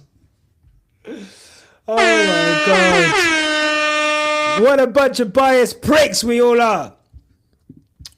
Right? Like, which is so, and it is the British. It is a majority British people who have an issue with the Americans. 100%. 100%. So let's see. But I've got no issues. I've got no issues with it at all. Uganda, Rwanda, yeah, I think look, we can getting into the Rwanda-Congo conflict it's a bit mad, but it's just at this point it would be crazy if Rwanda, on top of everything that's happening now, managed to get an F1 track. But crazier things have happened in F1. Let's be honest. No, that's okay, Pause. Don't worry. Welcome to the stream, Pause. But yet they want our money. I guess we're talking about British buyers. Yeah, Americans are taking to the F1. The sport is going leaps and bounds here. Yeah, I think so. I think so, and I think that's good. I think if the sport is going to grow, America needs to be on board with it. Even just as a country which has incredible motorsport culture, why wouldn't F1 want to be a part of that? You know, I don't understand why we wouldn't want to be within that kind of like NASCAR, IndyCar kind of like ecosystem. We're completely different from those two, the same way IndyCar is completely different from NASCAR. But why wouldn't F1 want to have? Why wouldn't F1 want to have that as a place to go? Basically, for me, anyway. Just my thoughts. Ombre, especially the old Hockenheim pre-92 with a jump for the Black Forest. Yeah, that was really good. That was really good. Is it because you lost the war in America? I don't think we care about that anymore. But I think Britain and America have a weird relationship, don't they? As we look at Oscar Piastri, let's have a look at this. Looking again, look, every time I look at this McLaren car, it looks absolutely glued to the road. Like, ooh, getting past the car there. I mean, look at how, like, it just looks on rails every time you go on board with this car. You know? Like, I mean, I guess, look, he's 5 seconds slower than the fastest race, so he's definitely not giving full beans. But even then,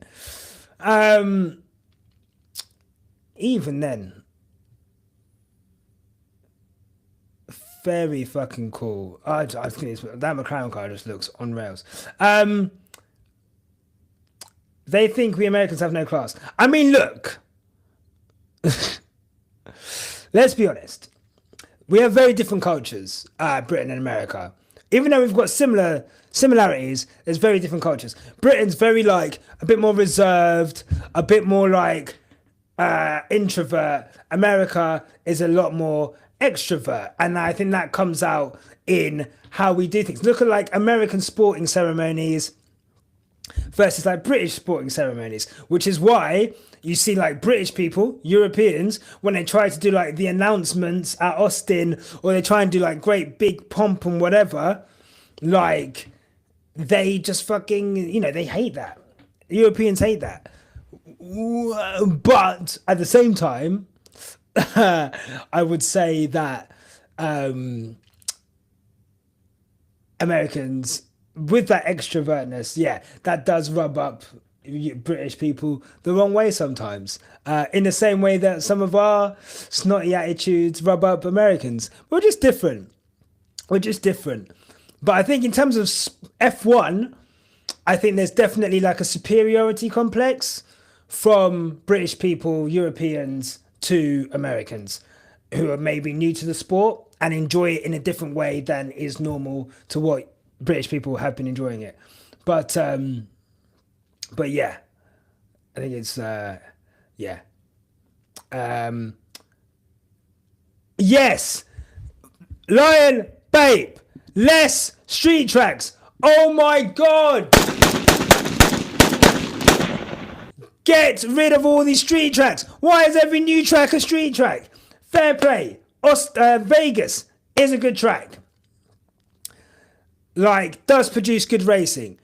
But, like, I don't understand. We go to these fucking street tracks. You can't overtake. What's the point in being here? This shit don't make sense. Like, why are we have an issue with Monaco. We have an issue with other street tracks. Singapore, you cannot overtake. And then we spend all this money on fucking new tracks. You can't even overtake there. It's fucking ridiculous. Like, it just don't make sense. Here's Lewis. Let's see. I'm just looking at Lewis now. So I just want to see, compared to the McLaren. Pretty smooth final corner there. Be interesting to see. Nice to see him on some long runs. Oh, he's not even on a long run. 6/10 off. So yeah, I don't understand. We don't need more street tracks. Like, I just don't get it. Don't get it at all. Ali, minimal driver input, practically no corrections. He looks glued every time. Like, I know I keep going on about it, but every time I look at that McLaren, it just looks like it is on rails in a way that every other car is not. And I think that's, for me, that is ominous. Forget all the times. Fuck that. Just how it seems to be handling on this track. I'll bet my house on a McLaren win in Bahrain, to be honest. Sharon, welcome to the chat. America is big enough to build a new track. The thing is, America has tracks. Like, if there's one thing America has, it's tracks. They can build. I mean, look, F1 spent how much on Vegas? How much did they spend on Vegas? How much did F1 spend on Vegas track? F1 spent £500 million on Vegas. £500 million they spent on Vegas. It's like that's how much it would cost, I think, to build another track. So if they're going to do that, it's got to be. I know they were talking about Chicago. I've heard thoughts of. I've heard of like the NY track though, the New Jersey track. But they're gonna have to spend again 500 million, which would take spending on tracks to like $1 billion, because they're gonna have to make it up to speed. And like, I think, are those American tracks that are ready to go now? Like, look at how much they've developed Austin over the years. You know, COTA looks, if you look at COTA infrastructure-wise, it doesn't look the same as it did when we started going there. So yeah, it would be interesting to see what they would have to spend on like facilities, I guess, to make it what they want for F1. Someone said hello. I can't remember who it was. Pericles, welcome to the chat, my friend. Where are we? Any all-out runs? Gasly and Russell seem to have been the ones who have pushed it the hardest. Oh, Lewis has definitely pushed as well. He's had a couple of corrections to take him away, take him off track. But I feel like Lewis is pushing, but I don't think he's fueled to a level where he will be at the same pace as Russell and Gasly. And there should be a race run this evening from Lewis as well. You know what I'm looking forward to, actually? Looking at this Ferrari under the lights with Lewis Hamilton in the car. We've not had that as they've been, he's been in the morning sessions. So definitely looking forward to seeing Lewis Hamilton in the Ferrari under the lights in Bahrain. 2 hours to go of testing. I don't know what I'm gonna do with my life once testing's gone. I'm just gonna like sit on my computer. Like, what do I do? 7 to 11 every day. Like, do I just what do I do in my life? So yeah, let's can't wait for that. But I think I need to get the timings up. Let me get the timings up, and then I'll be able to. Then I'll be able to see what the hell is going on all the time. Right. Tracks in America. Road America, Elkhart Lake, Barber. Road America is pretty narrow. Maybe Watkins Glen updated to FIA spec. I think this is the thing. They can't be narrow tracks. And obviously, like with IndyCar cars being smaller, when you put an F1 car in there, the tracks do need to be quite wide. I think that was the great thing about Kota. Like off the bat, it was, you know, they built that track, didn't they? But like they built it for F1 or with F1 in mind. Sorry, it's got elements of other F1 tracks built into it, but it's just Kota for me. People get at America or American races.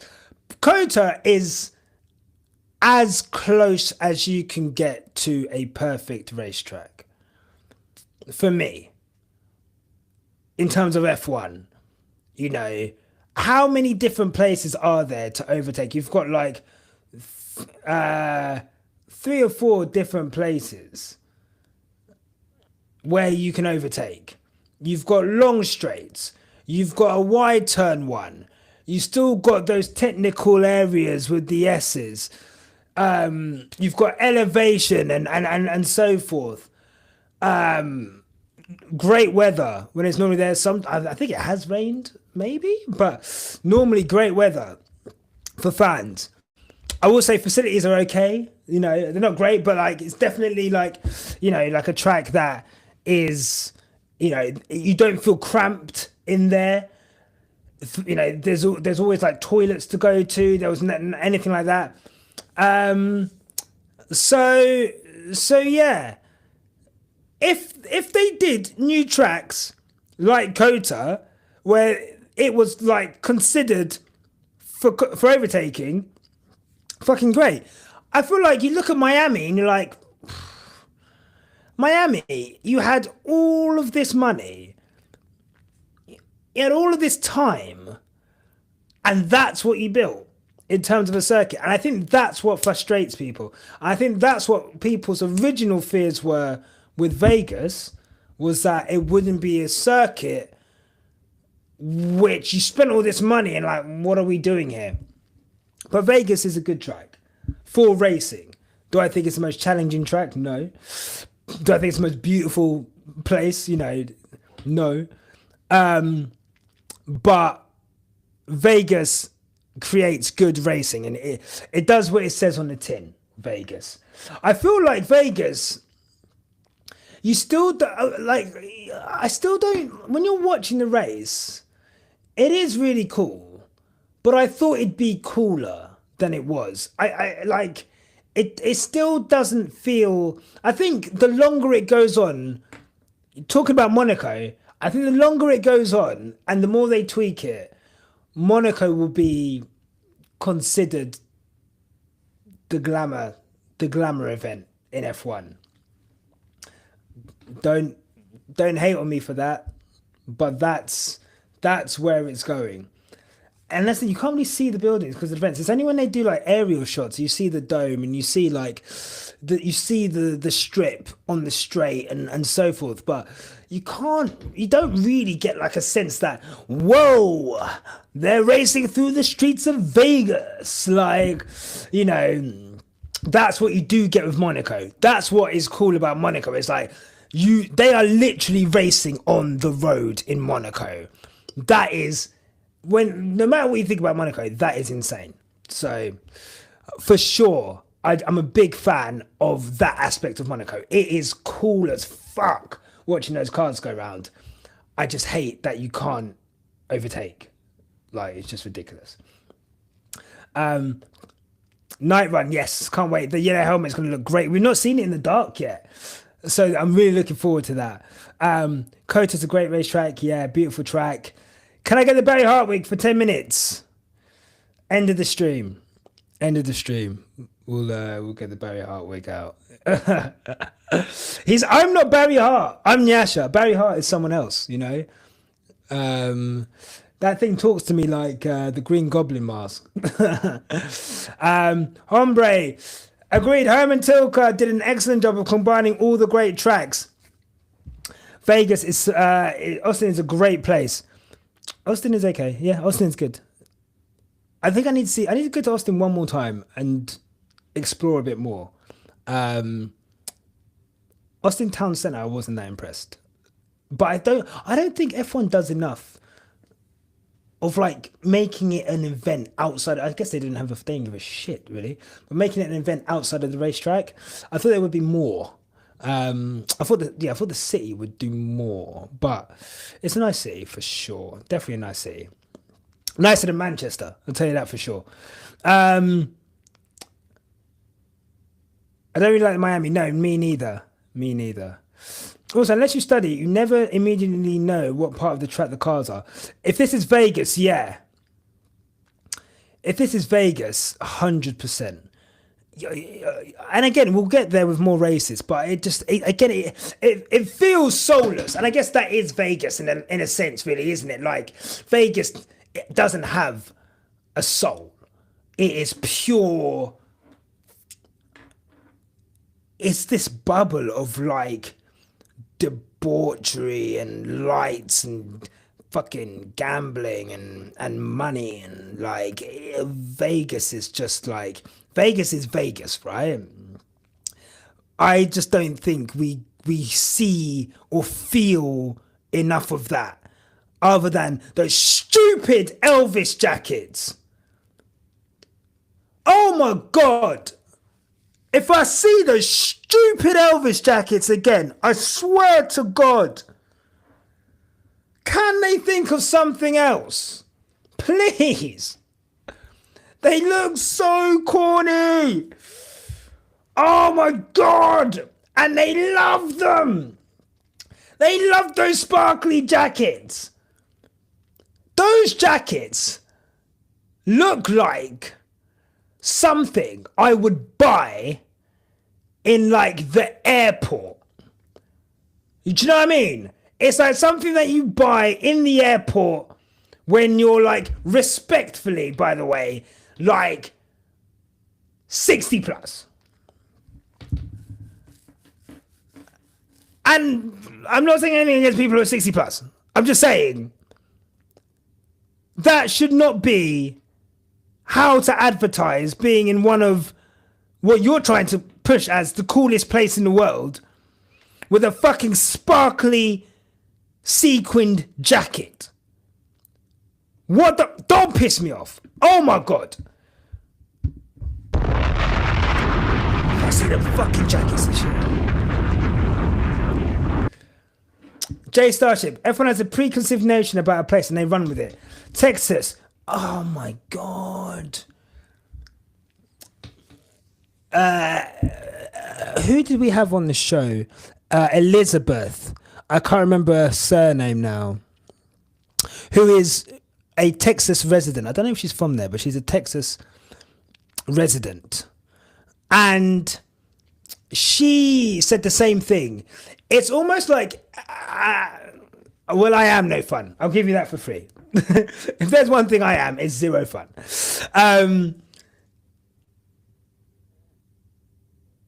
I don't know if Americans agree with this. My coverage has cut out as they want to break, so I'm not sure what's happening. So Americans say that we've spoken a lot about America on this stream, and I apologize, but this is quite an interesting topic. Americans say that they don't feel that F1, they feel like it's almost as if F1 is selling to them their idea of America. But like as an American, you don't really feel connected to like how they sell these different places. And I must say, Elizabeth Blackstock, thank you, much appreciated. Elizabeth Blackstock, great person, great writer, and that was something that really stuck with me. Because when I was in Austin, I will be very honest with you. The fact that I couldn't get any barbecue within the circuit, maybe that it was there like in what'd you call it? Maybe it was there in the posh parts, right? But for me, if there's one thing, like as an outsider looking in, I'm thinking of Austin, I'm thinking of Texas, I'm thinking like barbecue. That was the one thing I was like, I've got to go, I've got to have barbecue. You're at a racetrack for like 10 hours, almost 8 hours, let's say you're at a racetrack for. All of the food there, it's like, other than like the tacos, but then those tacos weren't real fucking tacos. Like, it felt like at that moment in time, I could have been anywhere in the world. Like I could have been in fucking Silverstone. I could have been in France. I could have been in Japan. Like I just felt like F1's this traveling circus, and like the people who were catering there, fair play to them. I'm sure they're locals or whatever, but like the fact that there was just no real like, I don't know, like barbecue option, and like there was no real cultural signifiers of where I was, other than obviously the massive Lone Star flag, American flags. I don't know. I didn't really feel that I was in Texas when I was at the track. I felt that when I left the track. So yeah. Next time, you know what? It's hard to explore. When you go to an F1 race, it's hard to explore because you get there. I got there on the Wednesday night. Me and Tandy were so tired, we just went straight to the hotel. Thursday, we went out in the town, and that was cool. But then Friday, Saturday, Sunday, obviously Sunday we had the live show. But Friday, Saturday, like Austin, you're walking around a lot. We're doing 15,000 steps a day. You leave at like, you know, where we were was quite far out. So it took us like 45 minutes to drive there. You get there, you're wandering around, and then by the time you got back, we were so far out that we were just too tired to explore. So I think next time I would definitely get somewhere closer to the town centre, and then at night, when we get back from races, I'll have more chance to go out and explore, or get an Uber to somewhere and explore. Because I don't really think I got like a real true. I only really got to see Austin like one night and one afternoon. So yeah, we'll see. They go. There is mention when everyone is in the pits when they go and lose on a fast one on C4, which it seems to have done a time 3/10 slower than Gasly. So incredible. Anthony Carey, I got you next time you come this way. Thank you. I think that's one thing. Obviously, we did the live show last time we were there, but we didn't really canvass anyone. Like, where should we go? So definitely, we've made so many American friends, so we'll definitely be out there. How good does this Alpine look today? Talk about your glory runs. There's Alpine's going for it, bruv. Have I been to Bucky's? No. I honestly, I went hardly anywhere in Austin. And I actually only got, this is criminal, I know. You're going to kill me. The only time I got barbecue was in the airport on the way home. Because like we just didn't have time. We didn't have time to like actually have a meal and go out somewhere. So yeah, it's criminal. But it was really nice. It was really fucking nice. It was like Scott's. What's the big brand of barbecue?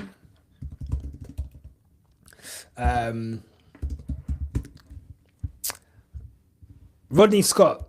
I went to a Rodney Scott. I went to the Rodney Scott's that's in the airport in Texas, in Austin. But I definitely want to explore more. I definitely want to explore more. Definitely want to do another live show in Austin. So maybe next year we'll do another live show, and then we'll go from there. I know it was bad. Going to the barbecue in the airport. General admission is good. There's just no cover. So bring an umbrella if you can, or make sure you've got a hat and sunscreen. But general admission's good. Like it's just it gets hot. Like that would be my only thing. That would be my only thing with Austin. It gets warm as fuck. So when you're general admission, you've just got no shade at all. No seats. No, you're on like the banks. You're on the banks. So you're on like the grass. We got lucky in that we bought general admission, but then we managed to get upgraded to like seats for free. But first practice session, we were just sat on the banks watching it. General admission, more time, there's no seats. That's why it's GA. You've got no seats. So you're admitted into the what do you call it? You're admitted into the grounds. But yeah, and that's the thing, there's no shade except for the grandstand. Which is where we were, and I was like, oh my god, like, look, I don't want to go on about it, but it was so hot when we went. Like, it was so hot. So yeah.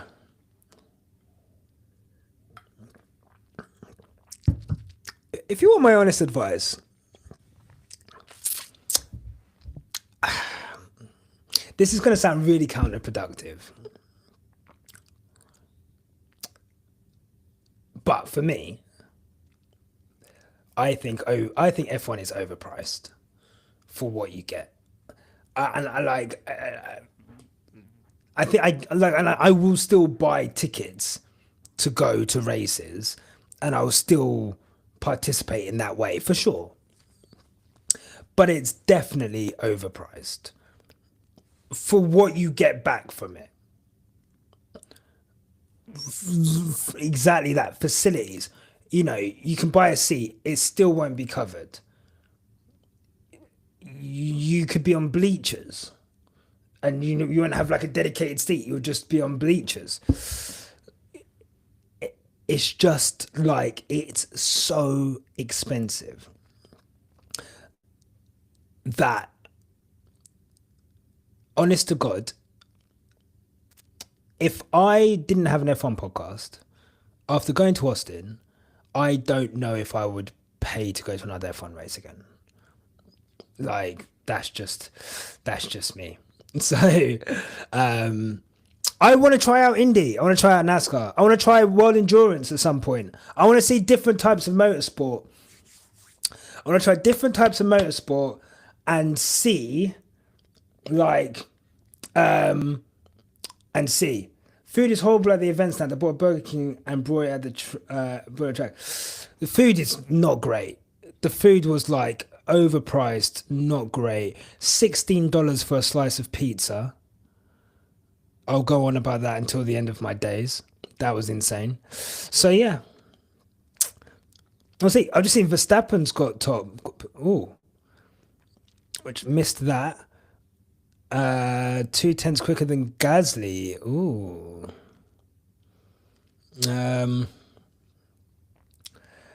Who wants to fund Jess and Mary? Let yourselves known in the chat. If we have any blessers, now is your time to bless. Come forward. Step up to the plate. Anthony, in the US, all prices go up in the city when a race comes to town. Yeah, same with any event though, right? Of course. Any local people are going to put prices up when an event comes to town. I'm not mad at F1 in particular. I'm not mad, like, you know, I think everyone should go to one race once, is what I would say. Like, everyone should save up and go, if they can, and go to a Formula One race once, just to feel what it's like there, just to see it, just to hear it, you know. That's like what I think everyone should experience, just to have that reference point. And then from there, some people, it becomes something like, oh my god, like, I want, like, you know, Mary, you go to Silverstone, you go every year, like, they do it every year. Other people, like, they go every now and again, and other people don't go again. But I definitely think seeing it up close is a really cool experience. But yeah, it's overpriced. Here we go. Piastri overtaking, is that Hulkenberg? So yeah, 2 hours, hour and 48 to go. Fucking hell. Have we been talking about America and races for 2 hours? Oh my God. I didn't even realize the time. Jesus. It was a good chat though. It was a good chat. It was a good chat.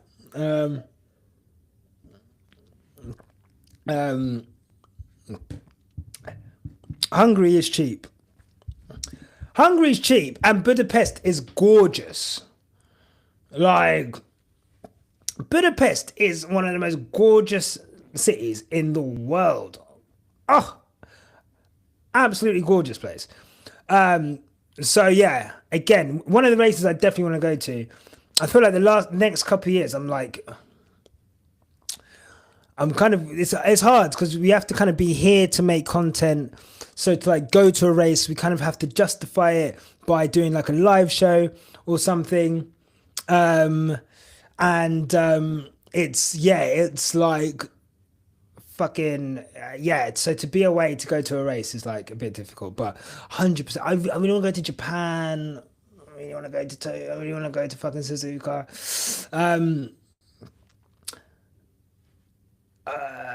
Budapest, and the women are a bunch of supermodels. Look, Eastern Europe, respectfully, just everyone's just beautiful, bruv. Like, it's insane. Like, they just got great diets out there, clearly. Like, everyone's just like, oh my God. Yeah, enough said on that. Don't want to get in trouble. Getting home is a nightmare. Yeah, I've heard that. I think that's the thing with like a lot of the European tracks, infrastructure. Getting home is a nightmare. Although I will say, getting home was a nightmare from Kota after the race. Oh my God, the traffic getting out of Kota. Even just trying to get out of the grounds. It was okay Friday, Saturday, but Sunday, my God, we were so late for our live show purely because we were just trying to get out of Kota. And it was just really difficult. So yeah, like honestly, fucking I think Barcelona has that issue, Silverstone has that issue. I think loads of races where there was issues getting home before, but then F1's grown and grown and grown, and they've increased the capacity of these tracks, but they've not really increased like the real infrastructure of getting out of these places, getting in and out, toilets, food, etc. That it's crazy. I'm interesting to see when we go to Monza. Interested to see going to Monza, what that's like leaving. Because we'll be getting public transport, I think. Yeah, I think we'll be getting public transport. So it'll be interesting to see how Monza stacks up in terms of public transport and getting out and getting in. $6,000 for 80/21. Yeah, that would be horrible. That would not be nice. That would not be nice. Totally understandable. A Strangely Sunday was the easiest. Fair play. No, Budapest is definitely somewhere. I've been to Budapest. I've never been for a race, so I definitely want to go for that. But welcome everyone to the live stream. An hour and 44 left on the clock. Verstappen top. Lewis. I don't think we've seen the race run yet. I think we've seen a couple of longer runs, a few laps here and there. Ferrari doesn't look quite as easy to drive as it did yesterday. Oh, as we see. Oh, is that Alex Albon? Yeah, Alex Albon going off there. If you're here and you haven't already, please give the video a like. Much appreciated to those who have already. We've hit our record number of people in the stream today, which is awesome. Big up everyone who's here for the first time. People commenting in the chat for the first time. I appreciate that. I love that. Yeah, it feels like, oh, look, all the lights go up. Thank you so much. I feel like we're building something quite nice here, you know? I see Cam over there with his 350. I'm like, motherfucker, I need that. I need that. So yeah, really cool to build this organically. So thank you everyone who's joining me to watch testing, for fuck's sake. Look at us. Just watching testing. Watching testing, having a chat. I love that. So thank you. Thank you to everyone that just liked it just then. Maybe the Ferrari's pushing limit today. For sure. 100%. He was definitely on quick laps. Lewis was definitely on those quick laps when we were seeing him having those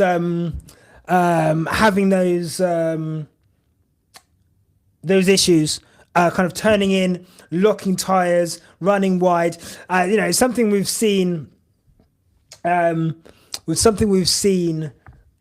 regularly this week with Lewis, but he's getting used to the car. And yeah, for sure, this is where it's going to happen. It would be weird or strange if Lewis was to just jump into the car and just be immediately super comfortable. So I think it'd be good. I think it's good that he's getting these things out of the way, and yeah, we'll see how it goes from there. We'll build organically, been here since the beginning. Yes, you have. There's a lot of OG Quickstop members in here from the very beginning. Obviously yourself as well, Mary. I appreciate you all. It's going to be our 4th birthday in a month's time. March 26th was the first podcast in 21. 4 years. And we're just getting started.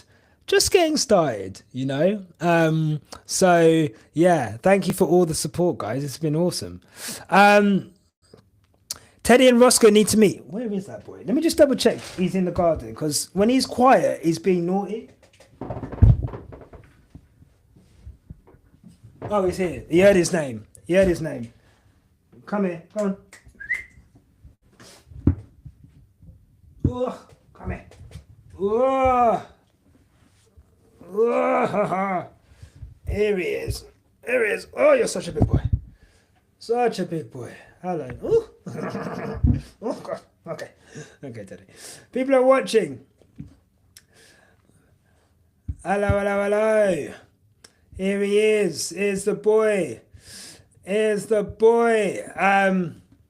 Teddy. What are you being shy for? Come here. Do you want to lie down? Oh, there you go. All right, lie down. Lie down. Okay, that's enough. Good boy. Tommy will be back on soon. Tommy's massive now. Tommy's big boy now. He's one of the biggest car content creators in the world. Pause. I'm so proud of him. I remember Tommy coming up to us when we did our first live show, which would have been when? July 2022. We did our first live show, and Tommy Auto, it was Tommy Music then, and he came up to, we had a little chat at the show. I'm sure you won't mind me saying this. And he was like, I'm thinking of starting a podcast, this, that, and the other. I remember saying to him, like, bro, like, you need to make car content, bro. Like, whatever, like, car content you make, like, you just need to make fucking car content, because, like, that's your thing. Like, you know everything about cars. You've got a great car collection. I think people would fucking love that. And, like, he took that, not that he took that idea, but he took his love of cars and just fucking, like, I remember seeing on TikTok all of a sudden, like, Tommy just posting all the time. And then that growing and growing and growing. And then him taking that audience, putting it on YouTube. Oh, I mean, it was nothing to do with me. it was just, I'm sure it was something he was considering anyway. But yeah, he's just like, he's massive now. We'll definitely get him on the pod. He's always the funniest pods with Tommy Auto. He's so funny.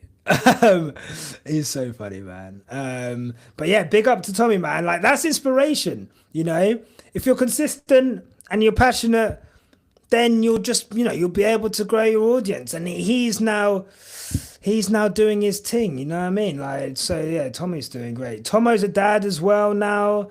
Again, look at Tomo. Like, the F1 space is so healthy. Tomo interviewed fucking Liam Lawson earlier, so the whole F1 space is growing, and it's incredible to see, man. Absolutely incredible to see. Pericles, counts with my F1 TV since 2 years now. No other way to watch testing than second hand. Ah, love that.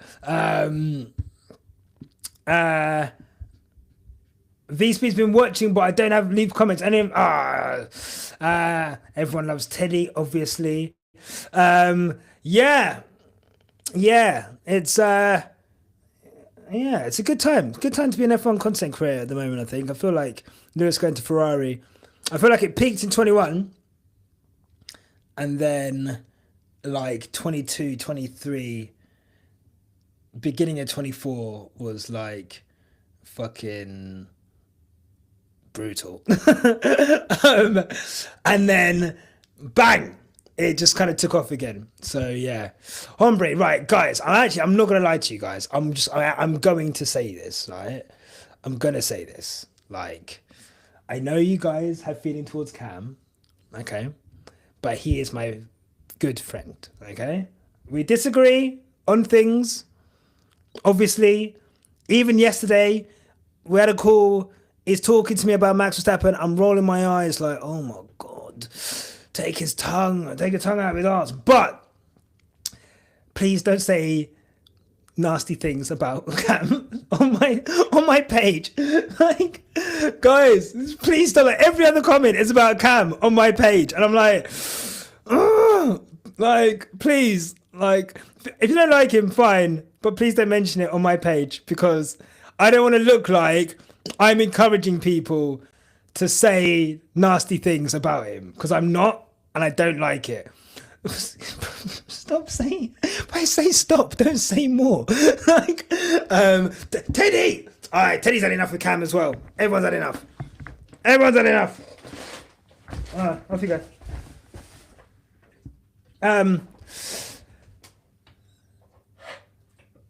He loves Max Verstappen. Look, let me tell you now, yeah.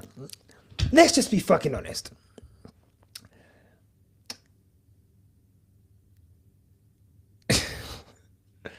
No, I'm not going to say it.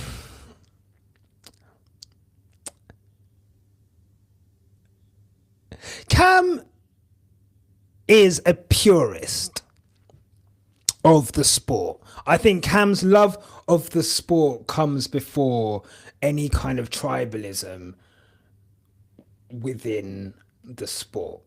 So Cam is willing to overlook all of Max Verstappen's shit.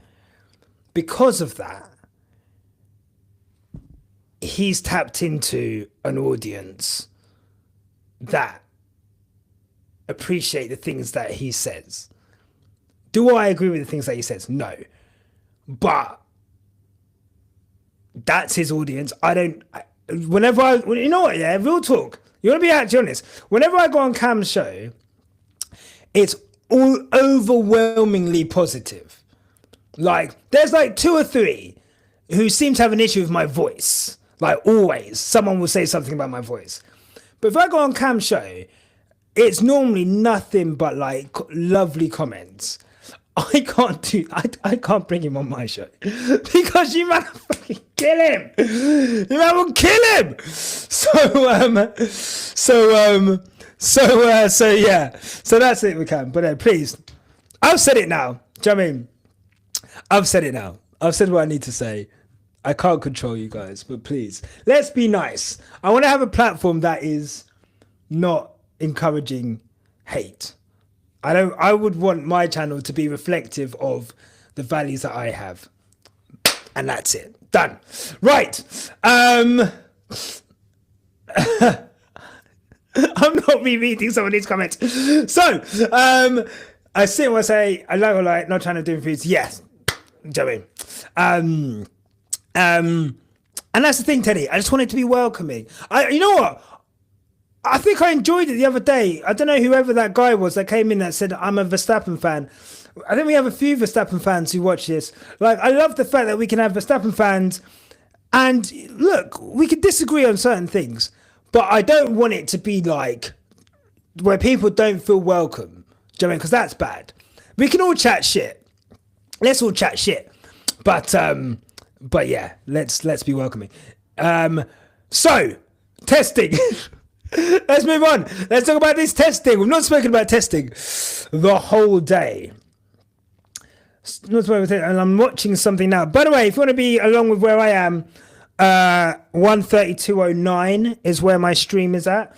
Currently watching Esteban Ocon lead Oscar Piastri through some corners. Oscar Piastri actually had like a little bit of a wobble. With in the dirty air. It'd be interesting to go on board. Here we are.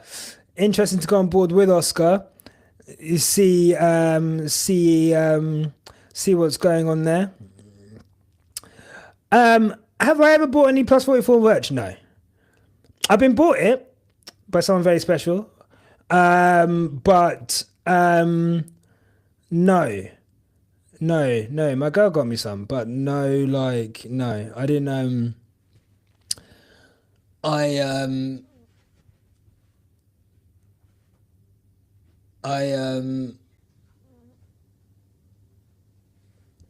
not been that impressed with it. I won't lie to you. I thought the Vegas drop was really cool. And the Japanese one with the Japanese artist, that was really cool. Outside of that, I've not been very took on by it, to be honest.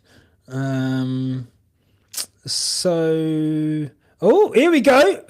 Ocon coming back. It doesn't do it. Very interesting. So yeah. That's how I feel about Plus 44 merch. I need to sort our merch out. There's people still haven't got theirs, and this month, I say March is when everyone's getting theirs, thankfully. But yeah, we want to do some merch for sure. Do some more merch, which should be really cool. Ocon, when he collabs, it's great. When he's just standalone Plus 44, underwhelming. Can I be honest about Plus 44? I think it's a fucking cash grab. I'll be very honest with you. I think it's super lazy, unless it's a collaboration. And I think that he should be better than that. If there's one thing about Lewis, like, Lewis does a lot of stuff which is like, whatever, no one's perfect, right? But if there's one thing about Lewis that I really don't like, is the Plus 44 merch being for someone who's like, I'm fashion, and this is his personal brand. An opportunity to make premium motorcore fashion led merch. Some of those designs are so fucking lazy and so clearly just knowing that he can put something out and people will buy it regardless. And shout out to people who have bought it. Like, I'm not getting at you at all. And like, what we buy is what we buy. What we like is what we like. I don't like the Vegas jackets. I think Teddy does. So we're all gonna have different opinions. But it does get to me that I look at some of those designs and I'm like, not much effort looks like it's gone into that. And then you're charging so much, so you're almost alienating. It's almost alienating a large. We talk about people alienating F1 fans. There's fans that I know would want to buy. Doesn't want to. You said, Teddy, you said that I'm no fun for not liking the Vegas jackets. But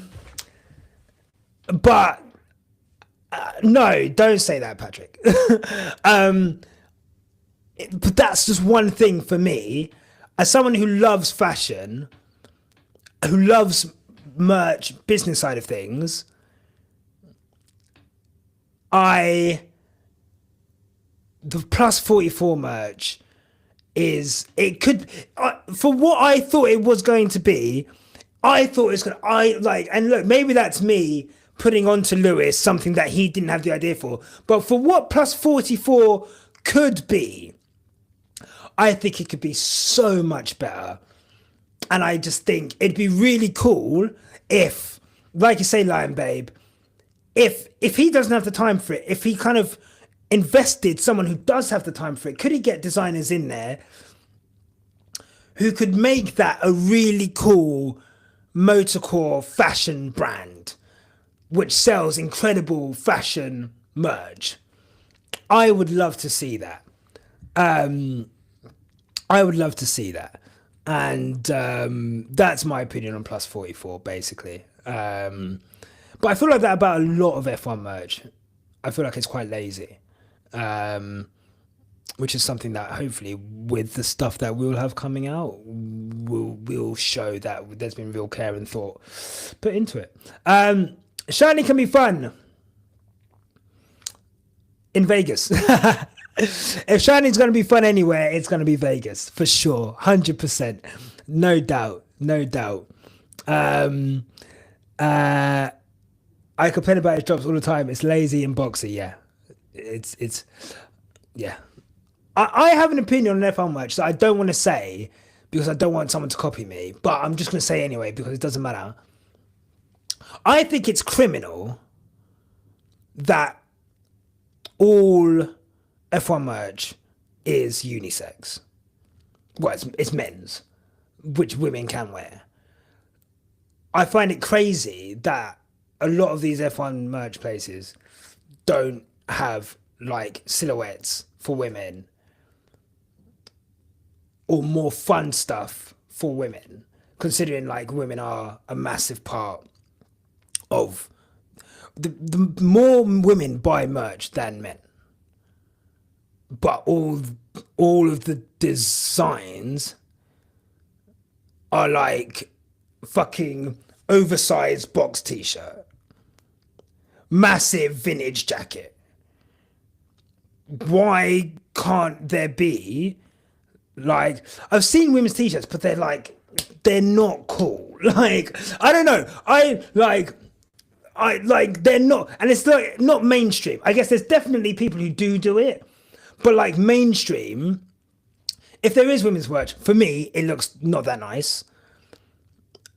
And then the stuff that does get circulated around that I see is very much this like streetwear inspired, which is fine, but like this streetwear inspired like box t-shirts, oversized jackets.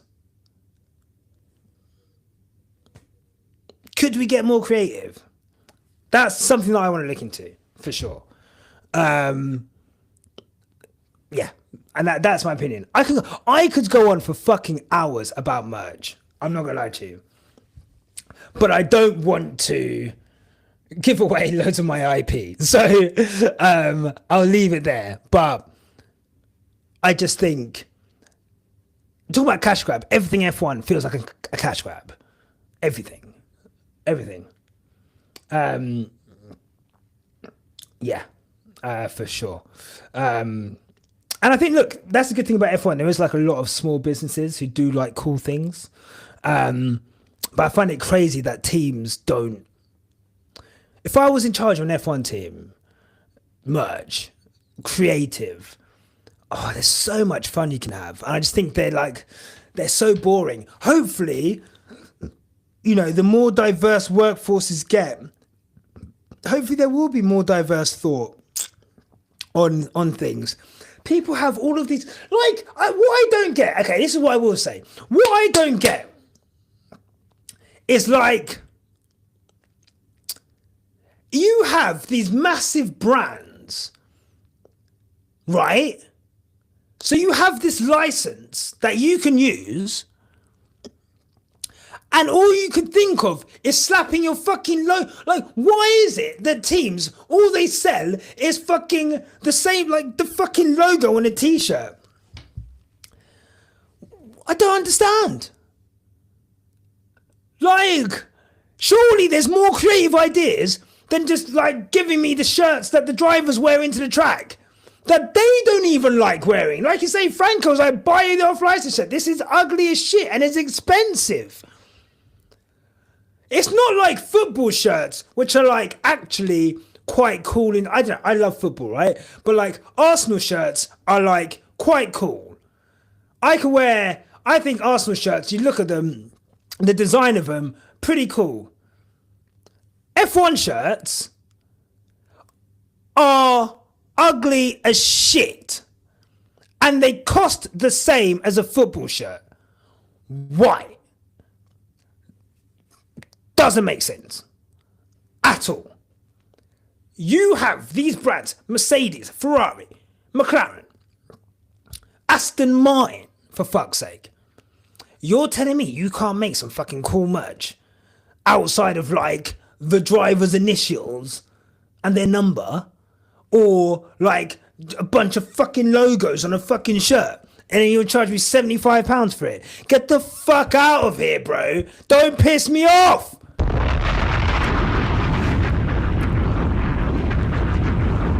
Bruv, even the fucking F1 stuff that was in H&M was awful. Oh, it was awful. Oh my God, I remember seeing it on the stands what is this? And it feels, if F1 merch, when they license it out to someone else, feels like the type of stuff that you get bought by someone who doesn't watch the sport, and they see it and they're like, oh, Nyasha would like that. He watches F1. That's how they design licensed merch. Instead of being how do I appeal to the young person who's watching the sport? Well, how do they dress? How can I fit that into what I sell? But all they do is just fucking slap a logo. Have some of that. Anyway, as you can tell, I'm quite passionate about F1 merch. But anyway, testing! Big up OG girl. Sorry that you've been boxed in with work. The McLaren Reese pieces were gorgeous. The jacket, especially, the fleece jacket, was great. Loved that. Reese, I'll tell you a funny story about Reese. When was it? September. I was going to a wedding. And I don't know why. Basically, the wedding was in St. Albans. I used to live near St. Albans. I grew up near St. Albans. I didn't want to carry a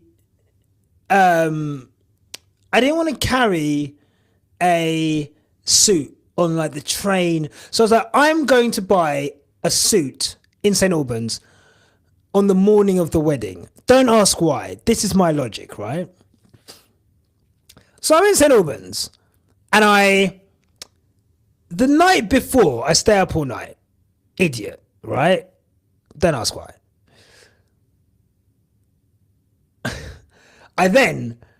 Before I go to sleep, it's like 2 o'clock in the morning, 3 in the morning. In my mind, oh yeah, I needed to get a haircut as well. In my mind, I'm like, weddings normally start at like 1 o'clock. I checked the invite. Lo and behold, the wedding starts at 11:30. I'm still, where I'm staying was in London. It still took like 40 minutes to get in St. Albans. So I'm like, I'm going to try and find a suit. Had a haircut, try and find a suit. There's nowhere to buy a suit anywhere in St. Albans for like at all. I'm looking. I go into Reese. I'm like, Reese, okay, this place sells suits. Go in. I was like, do you have any suits? And he was like, our cheapest suit is £400. I said, oh my God. Bumper clot. It's now like 10:45. I do not have a suit. I'm in joggers. I'm in joggers and an Arsenal shirt. I cannot go to this wedding in the outfit that I'm wearing. Luckily, I managed to mishmash it with like a shirt from H&M. I think shirt and trousers from H&M. And I got a jacket from TK Maxx. And I ended up getting to the wedding like 5 minutes late.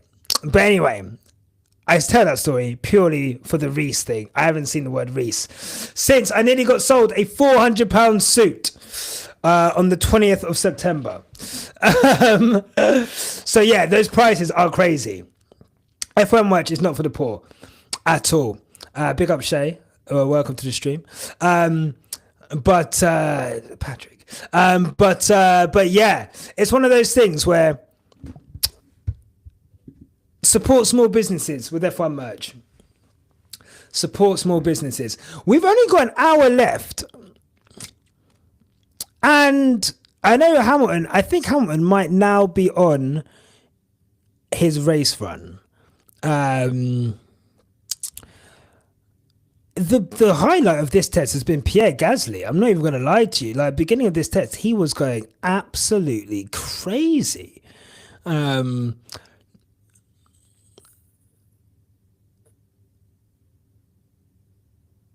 I'm just listening to them talking about the times.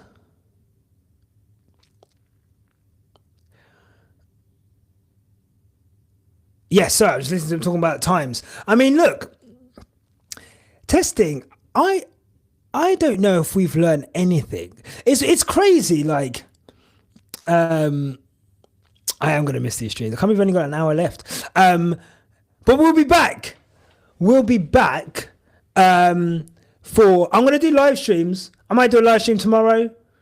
I'm going to do a live stream tomorrow, I think, at some point. I'll do a live stream on Sunday, maybe. I'm going to try and live stream, like, I don't think daily, but definitely, like, we'll be doing practice where possible. We'll be doing qualifying, definitely live streaming qualifying, definitely live streaming the race, like, before and after. So the live streams will not stop. They will not stop. We'll just be, but yeah, no, we just won't be on calls for like 8 hours a day. Well, I missed this morning. I had to miss this morning. Oh my God, it was enough. But I feel like testing, we've not really learned an incredible amount from testing. If we're talking about a defined order, McLaren, Ferrari, Mercedes, probably Red Bull, then Mercedes, I would say. I feel like Red Bull and Ferrari are closer than we might think. And that, like you say, V, that is pretty much the order from last year, really. Red Bull, sorry, McLaren, Red Bull, Ferrari, Mercedes. I don't think we're really seeing anything over the past 3 days that would let us know anything. Like, there's been zero jeopardy, like you say, Lion Babe. Like, there's been zero jeopardy in this test. No one's struggled. No one's come to a halt.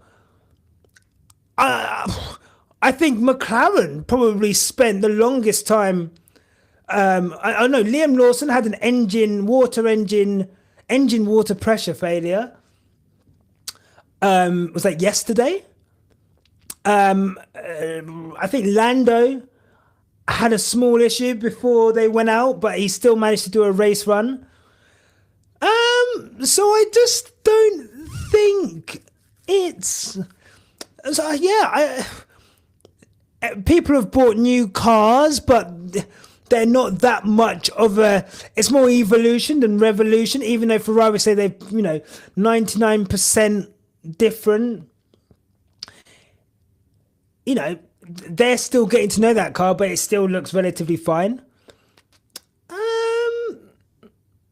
We're into the 129s. Verstappen's done that. Great. But I don't know, like, I'm definitely one of the old school people who are like,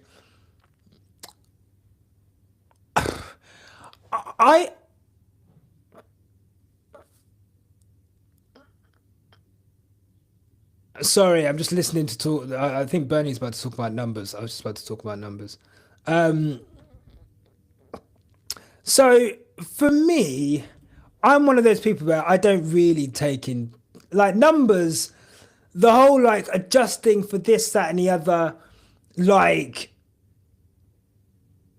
I don't know how accurate those are most of the time. You can get a general idea. But mostly, for me, I'm old school. Like, you can get a general idea of how comfortable a team is with their car by looking at the drivers. How often are they going off? How often are they getting snaps of oversteer? How often is the understeer affecting the car? How do they look on the long runs? How many laps are they doing? Is the car going out, then coming back in a lot? Or are they comfortable leaving the car out to do long runs? And like, everyone seems to have done okay in that regard.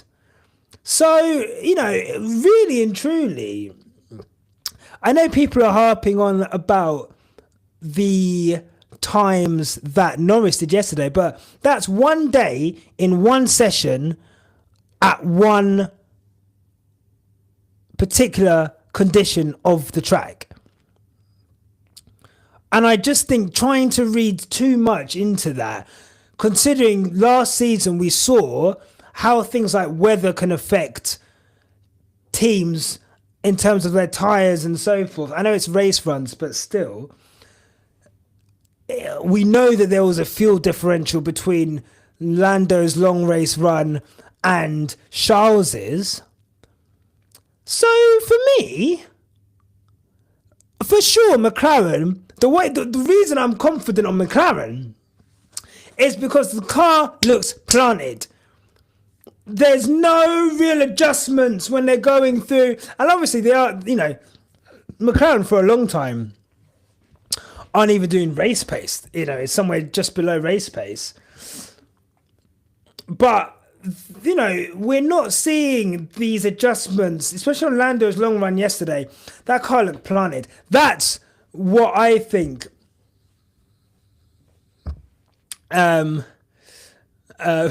Sorry, Alex Bundle. Alex Bundle is quite jokes, actually. I quite like Alex Bundle, actually. If anything, one thing I've learned from testing is that Alex Bundle's quite a funny guy. Here's Oscar Piastri. As I talk about McLaren's handling, off he goes into the gravel there. I do like that little strip of gravel there. I think it's definitely gonna stop people trying to overtake around the outside. It would be interesting to see if people still try and go around the outside. Do you think the drivers in lower teams ever get demotivated seeing the same teams at the top? You know what? It must be mad being someone who wins in every category. You win. You've been winning since you were like 9 years old. Just winning.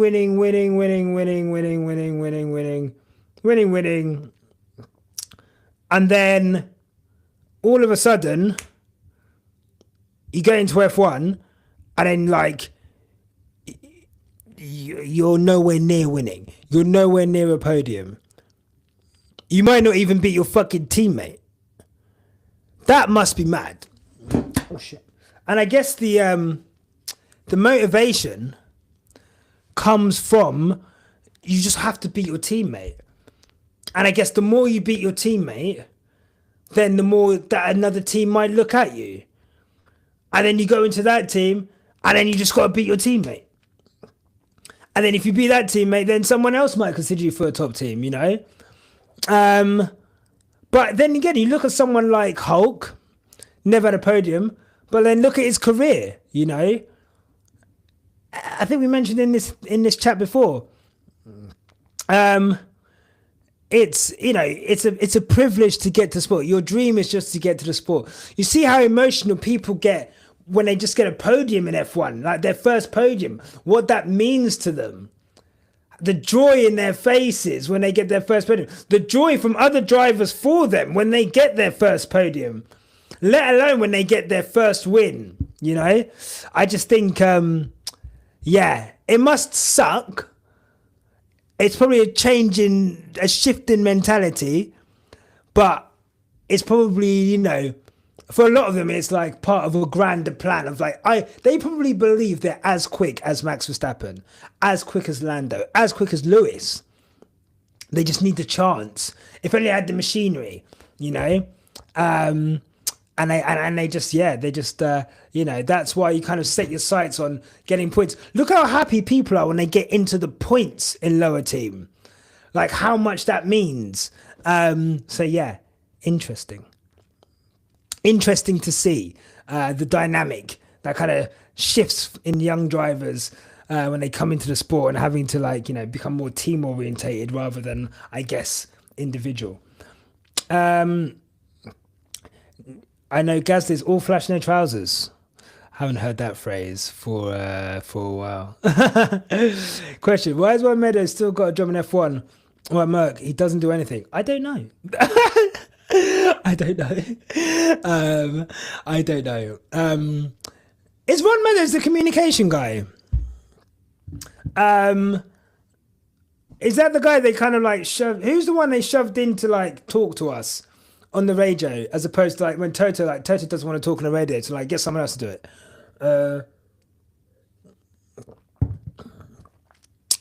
But yeah, who knows what they're doing over there at Mercedes? That is not my problem anymore. Bradley Lord, Shay, that's the one. Bradley Lord.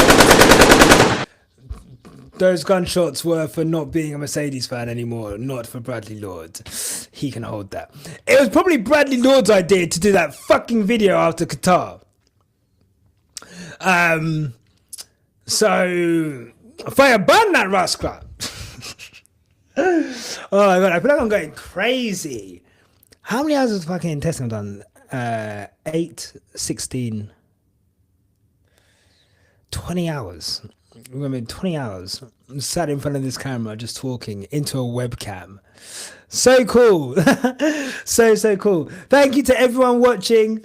Thank you to all the new people watching as well. Thank you to all the new subscribers. Appreciate you all. If you haven't already, for the power hour that we have, last hour of testing, hit the subscribe button. I'm happy to report that silently on my own, I made a target. I was on 5,200 subscribers on Monday, I think. I made a silent target to myself of hitting 5,300 subscribers. We have done it! We did it with 2 days to spare. I gave myself a week. We've done it in 4 days. Oh gosh. Don't piss me off.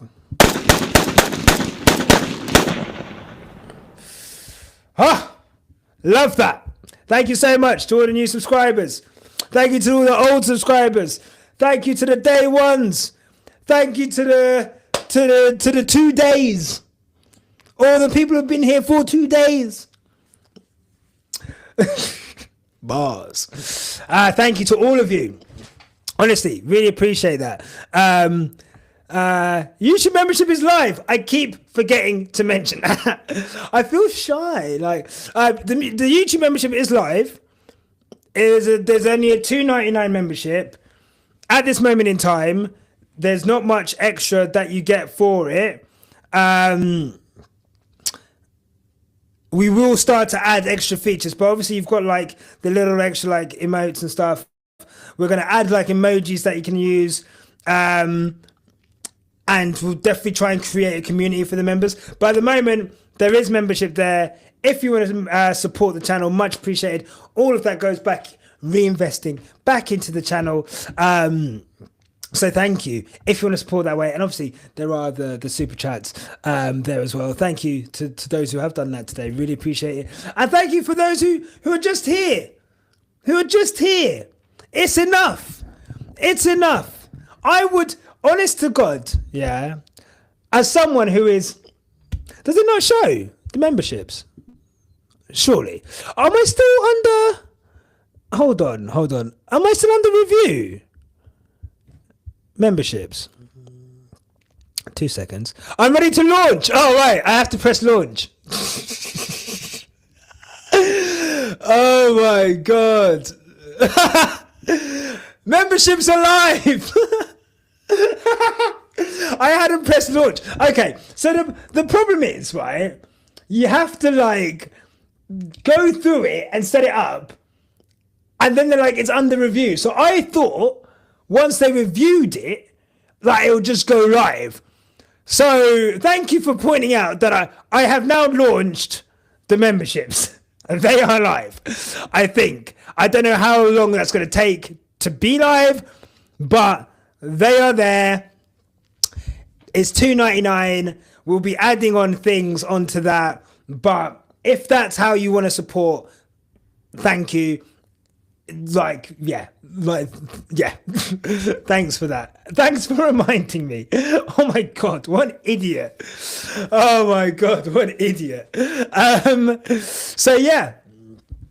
But big up. Yeah, that's got me fucking gassed. Oh my God, we've gained like 200 subscribers in the last 28 days. Most of that in the last week. So yeah, it just shows that people are connecting to the content. And God, loads of you new subscribers haven't even met Tandy yet. So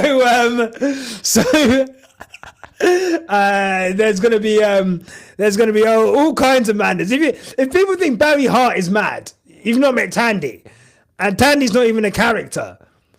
Tandy's just fucking. How do you even describe Tandy? Like, do you know what I mean? So, absolute quotables after quotables. So, yeah, super excited to get into the season and get to that. And we need to get Tandy on one of these lives. 100%. We'll know what. Yeah, we'll try and get Tandy on one of these lives. Let me message her.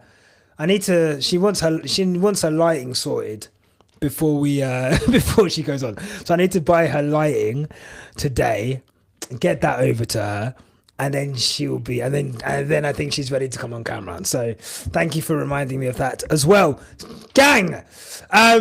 We're into the power hour. The last hour of the last session of testing.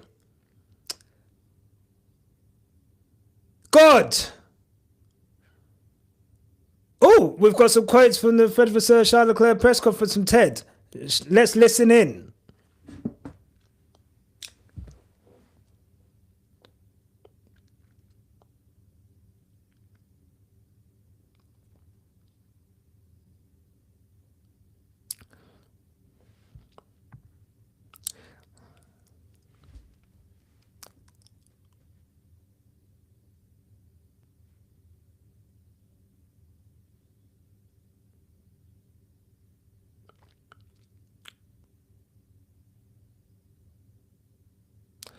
So I'm just listening to Ted for those who are talking about Ferrari, basically saying Charles Leclerc mentioned being champions,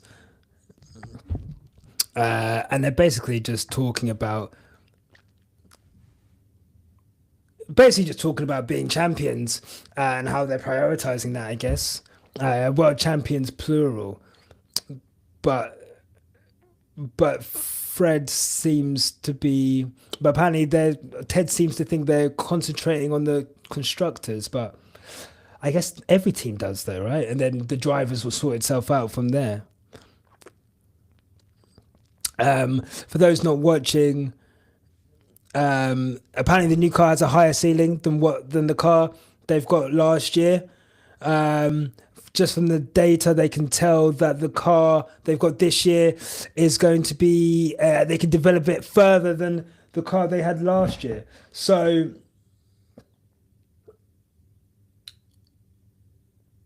okay. So yeah, interesting tidbits there from Ted regarding the Ferrari. I'm glad that the updates seem to be working. And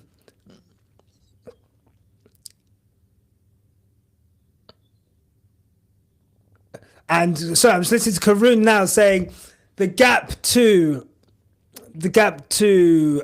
between Piastri and Russell on the long runs is about 0.4.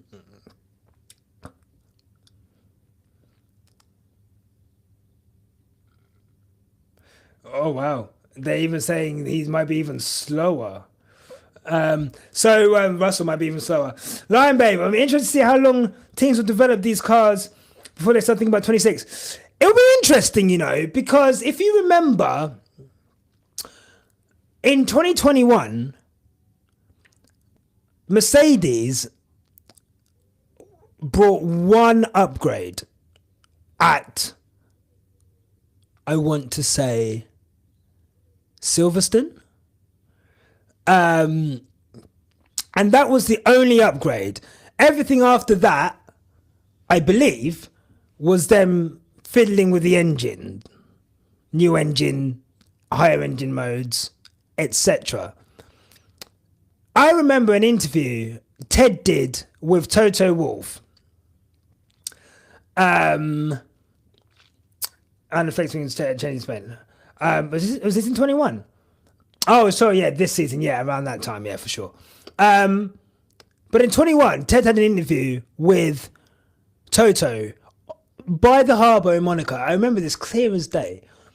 And he was like, oh, obviously Red Bull are looking strong. Red Bull are committing to developing this car throughout the season. Do you commit to the same? And Toto was like, we're not going to be bringing any upgrades. We're not bringing any upgrades this year. We're concentrating fully on the upgrades in 2022. And Ted could not believe his ears. Like, I don't think Ted's like, wait, what? So you're not bringing any developments for this year? And I think Ted's like, maybe one. But other than that, we're all in on the 2022 car. Whereas Red Bull, sensing that this was their opportunity to win a world championship, went all in. They were developing that car again and again and again. Now, they went over the cost cap. But that was something that, you know, that despite the fact that it was new regulation, the difference in philosophy between the two was interesting. And a lot of that came from, I think, an arrogance from Mercedes that they believed their car was quick enough in that season to win a world championship. I think they got hampered by the TD directive regarding the rake. And I think that made the car slower than it would have been. And therefore, the plans to not upgrade it were then even worse. Red Bull, on the other hand, also Mercedes had won how many titles in a row now? 2014 to 20, right? So 7 in a row. Red Bull, on the other hand, had not won a title since 2013. This was their best chance of winning the title. They threw everything at it. I think we've got two teams. Hakeem, welcome to the Quick Stop family. Oh, it's working. I'm so happy. You can get the AK. Big up, Hakeem. Don't piss me off. Big up yourself. Thank you so much. You can also get a bomb as well. You can also get a bomb. What a guy. Thank you so much, Hakeem. Appreciate that. Welcome to the Quick Stop family. You excited me out of my... You excited me out of what I was going to say. Oh, yeah. We've got... See, Teddy's come up. He's heard all the excitement. I think we've got two teams here who are sensing... You've got like a little green... Ah, I love that. Teddy... Teddy, Ferrari and McLaren have not won drivers' titles for decades. We're talking 2007, 2008. I think. Yeah. So, if that's the case, you've got two teams who, if it's close, I think these are two teams who are going to continue to develop past the summer break.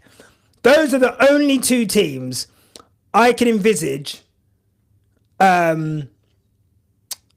developing past the summer break. Everyone else, I don't see developing past. I mean, yeah, Spain with the front wing flexi change.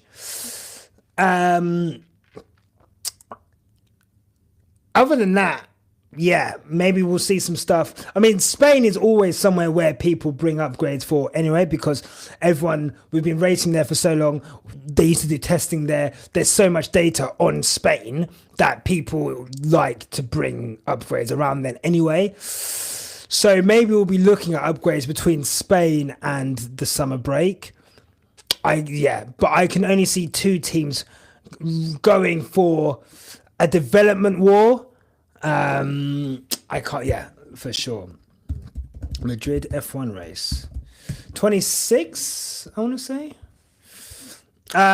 26 to 35. It's a street circuit, isn't it? Yep. Oh my God. Fast corners, tight chicanes, and long straight lines. It's going to be private land and public. The circuit will include a covered and air-conditioned paddock. Oh, wow. Oh, wow. Oh, my God. Hakeem. Oh, my God. What is going... Oh, wow. Jesus. Wow. Hakeem. Oh, my God. Don't piss me off. We're out here. That's what the Quickstop family's about. Get the gunshots going. Where are they? Oh my God, my gun's jamming. Where are my gunshots? There they are. Don't piss me off. M16. Huh? Man, like Hakeem making it rain in this bitch. Oh my God. Awesome. That's awesome. Thank you. What a day to be alive today. Thank you so much, Hakeem. That's awesome, man. That's incredible. Quick stop family. I love that. And thank you to everyone watching. What a lovely 3 days it's been. Hey? What a lovely 3 days. And I wasn't even going to live stream. I was actually not even going to live stream. And I feel like we've all gained so much from it. Whether just watching, whether participating, whether just passing the time. I'm going to cry. Jess, you're mean. Right. So, 48 minutes left of training. Here we go. Pit stop for McLaren, and out Oscar goes. I was gonna cry. What? Me? Cry? Oh my God, it's been a tough time. Okay, but no, thank you so much. Thanks to everyone, man. I'm very grateful to do this. I'd do this for free if I could pay my rent. Like, honestly, this is like the most fun thing to do in the world.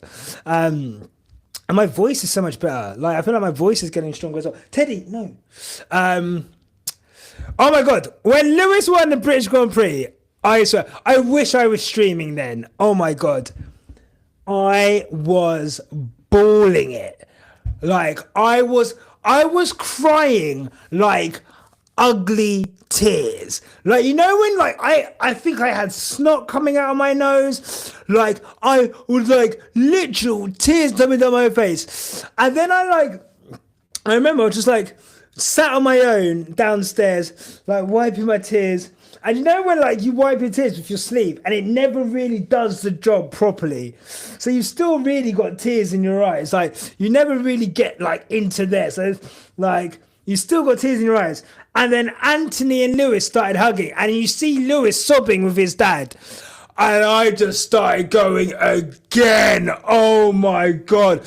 I was just crying. That's when like the real floodgates opened. And I was like, oh my God. Like genuinely, like that was the only other time I've cried in F1 before then was 2020 Turkey, when Lewis won then. And I was like on the verge of tears. And then, you know, when he's like, you know, when he came on the radio and he was like,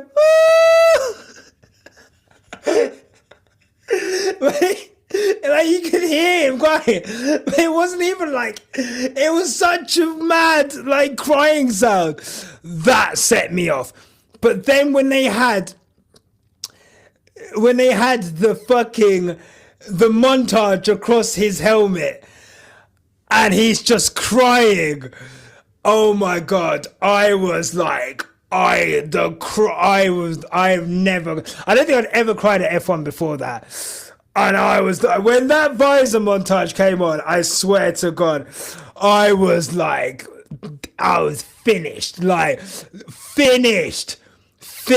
Like you could not, no one could have stopped me crying that day. Like honestly, like the tears that fell from my eyes were insane. Oh my God, Turkey 2020. It's crazy, you know, because like, obviously he'd won titles before.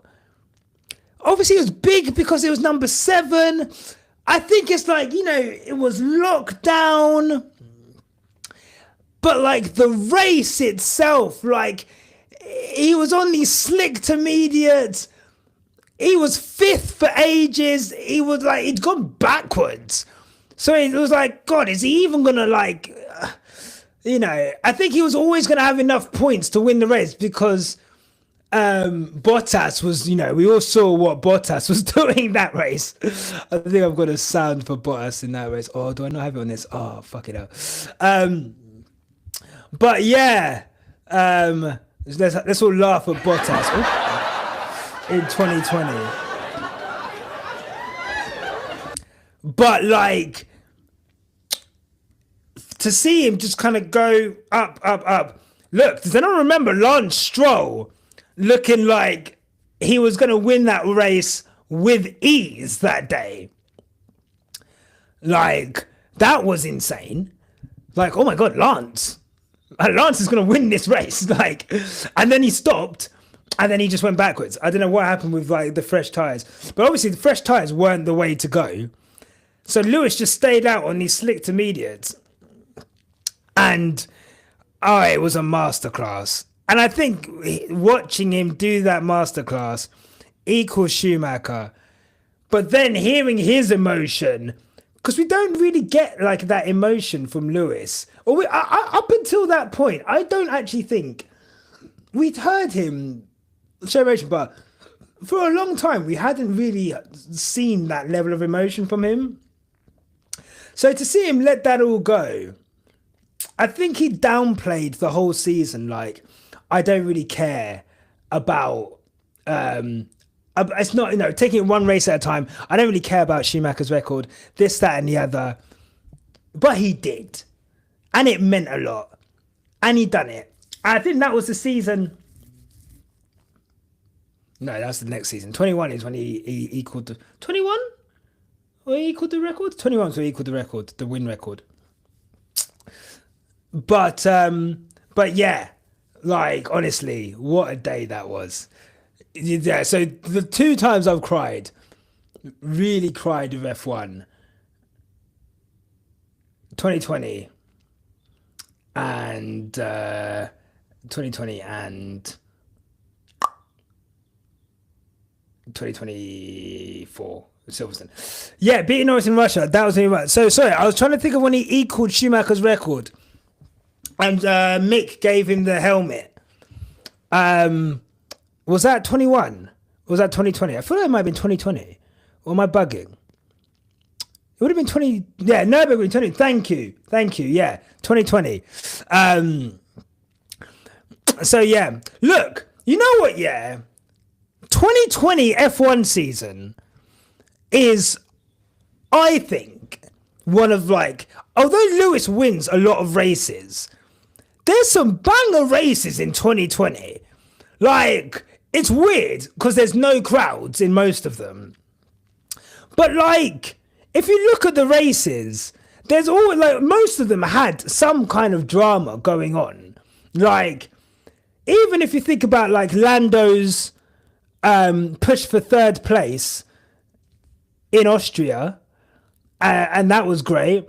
Lewis, 3 tires at Silverstone. Max's Silverstone win at the second one, like, just out of nowhere, all of a sudden Red Bull are like much quicker than Mercedes. Monza with Gasly, Sakir, fucking like, obviously the short circuit, Russell like nearly winning in the Mercedes, and then it all going to shit. Perez coming from back. Did he win that race? Perez coming from back to front. Did he win that? I think he won that race, didn't he? Like, 2020 has got Mugello. Remember the crash in Mugello, bruv? Like, remember how big that crash was? Probably one of the biggest crashes, like, ever. Was Romain Grosjean in 2020 as well. That was 2020. That was the same fucking race we were just talking about then. Yeah, that was a fucking, like, 2020 was an insane. I think people try and shit on it because Lewis won like all but 3 races. But like even in the races Lewis won, like Bottas, there's races when Bottas qualified first, and then Lewis would basically like hunt him down in the same car and still manage to overtake him. Like, honest to God, like I put 20 in terms of like entertainment of races. There's like a lot of good racing and good race. Like the front, like Mercedes and Red Bull are like miles ahead of like everyone in the midfield. But that midfield battle, it meant that there were people going on the podium who were from smaller teams. It meant that, you know, there was, if Mercedes didn't mess up, then, you know, fucking people could come in and get victories like they did in Monza, like they did in Sakir. So yeah, I loved 2020. Great season. Mugello pole. Yeah, really good. Again, another race where Lewis just hunted down Valtteri like a dog, like, and just overtook him on pace. But that crash was insane. I watched that again the other day. Like, insane. The mad thing about Silverstone 2020 with the 3 tyres is, imagine if there was a crowd there watching that, how mental everyone would have gone. Lewis came over the line. He didn't even know that he'd won the race. He was like, is that the last lap? Are we done? And you look at the crowd where there'd normally be like loads of crowds, you know, around the corner of the start-finish straight at Silverstone. And there's no one there. There's like literally no one there. And it's like quite dystopian seeing this like all-time great F1 wins, 3 fucking wheels for a whole lap, and like no one's there to watch it. But that was the good thing about F1. Like, that's why it's popular today. It's because they did Drive to Survive, and then literally like 2 months later, like they were like, F1 was the only live sport you could watch for ages. Like, it was the first sport to be like, fuck it, we're playing. Like, well, everyone's got to do COVID tests, everyone's got to wear masks, you've got to be in like this bubble of people who can travel everywhere, but we are going live. When was the fucking Austrian Grand Prix? 2020 F1 calendar. But it can't have been that long. Oh, it's cancelled. Fucking hell. Austrian GP. 5th of July. They went live streaming again. Yeah, July. So, when was Australia? Like March? So, like, in 4 months, F1 was back before football. F1 was back before basketball. F1 was back before, like... So everyone had watched Drive to Survive and be like, what is this sport? And then, bang. First race. So, yeah, it's fucking insane. Absolutely insane. I've got testing on in the background, and I'm trying to see, like, what is going on here.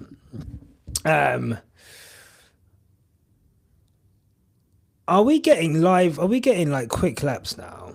Last half an hour. I'm not seeing final half an hour. Let's see what's going on here. Fernando's on hards. He's still on race runs. Yeah. Like it would be good. I know. You know what? I wanted to, so basically to have that, you got to go through OBS, and OBS is what I tried to use on yesterday morning, and then that's why it was stuttering so much. So over the course of like the next week or so, I'm going to be privately testing the best way to have set up. So we've got timing towers for like the season and qualifying and so forth. But I didn't want any technical issues, essentially. And so that's why. But you're right. I did promise the timing towers. And I'm sorry for not delivering. I'm just a crybaby liar, Jess. I guess, you know, sorry about that. But I do promise, once we get to practice Australian GP practice, I will be live. If everyone's up with me, there will be timing towers. Don't you worry about that. So yeah, we'll see. But let's see what's popping off here. Alonso's just doing race runs. Is anyone gonna slap on some fucking? Is anyone gonna slap on some softs? Like that's what I want. I know they probably won't, but I just want to slap on, like, just please, someone just slap on some softs. And look, thank you, V. But definitely, I want to have like time just so we can like, so you don't have to have two screens maybe, and obviously like you can have like, it'll be easier to follow on. And then it doesn't matter where I am in the stream, like you can see, like, do you know what I mean? But for sure, here we go. Yuki mediums, current pace 1:31.4. But he's only done 2 laps. So the race pace seems to be around the 1:34s, I think they were saying. So it'll be interesting. Why wouldn't all the teams bring soft tires to test with them? Has anyone not? Are they not? They're not even brought them. I guess it's like, what do you really learn? I don't know. I guess you'll learn everything you need to learn from the medium, I guess, and then you just extrapolate it for soft. I guess, and long pace is crucial, you know. I guess, you know what, before, when they used to test for ages, there definitely used to be soft tire runs. But I guess like now, they're just so concerned with like long pace that like they don't short stints, like, yeah, they just don't really qualifying in it, like turn it up to 1 million, and then go from there. Again, like I say, for our own personal entertainment, given that we've all sat here for 3 days, we're 23 hours deep, or 23 hours, wait, 8, 16, yeah, we're 23 hours deep. We've committed a day of our lives to watching this. Then just give us some fucking soft tires. Surely there's nothing wrong with just giving us some soft tires, you know? Give us the room. What's the worst that could happen? Ooh, a little bit wide there from Piastri. Still 4/10 off.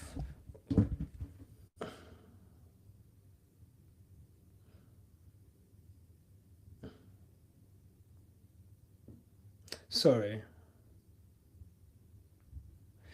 I've just got afternoon tea invite for Marks and Spencer, a tea hamper. So I don't know what they want me to do with that. Oscar now, yes, I'm watching Oscar. My timing is on 30 minutes and 41 seconds.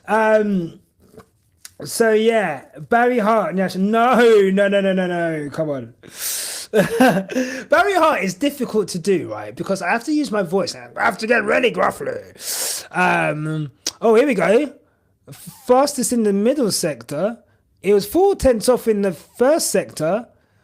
But yeah. You're 30 seconds ahead of me, or I'm 30 seconds ahead of you.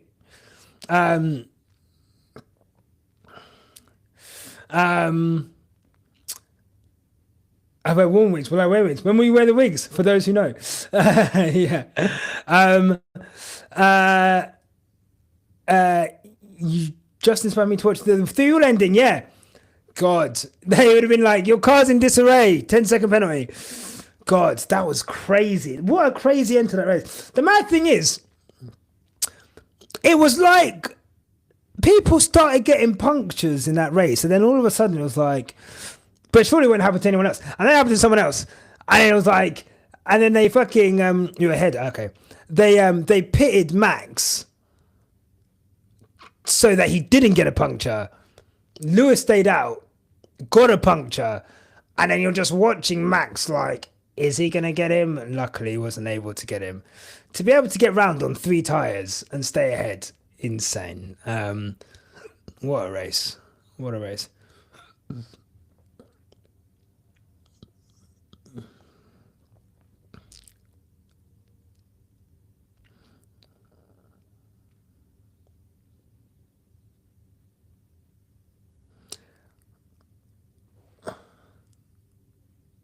Sorry, I'm just listening to this. So they're saying potentially. So you guys are like, yeah, half a minute, 45 seconds ahead of me. Which is, look, it's better than like, it was like 3 or like, I think it was like a minute and a half, like at the beginning. Like I was well behind when I was using the Sky app compared to just using YouTube. Okay, well, I'm now on 28-29, so whatever that is for you guys. Would you agree out of the top 4 pairings, the current Hamilton are at least likely to fight, be aggressive with each other on track? Interesting question. Interesting question.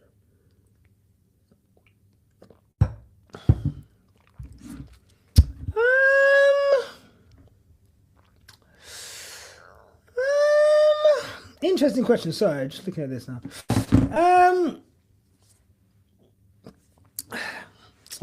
Keep doing that. I'm likely to agree. I'm likely to agree because they're both quite respectful and clean to begin with. And I don't think it will get to a point where it got with Lewis and George, where, well, to be fair, Lewis and George, oh,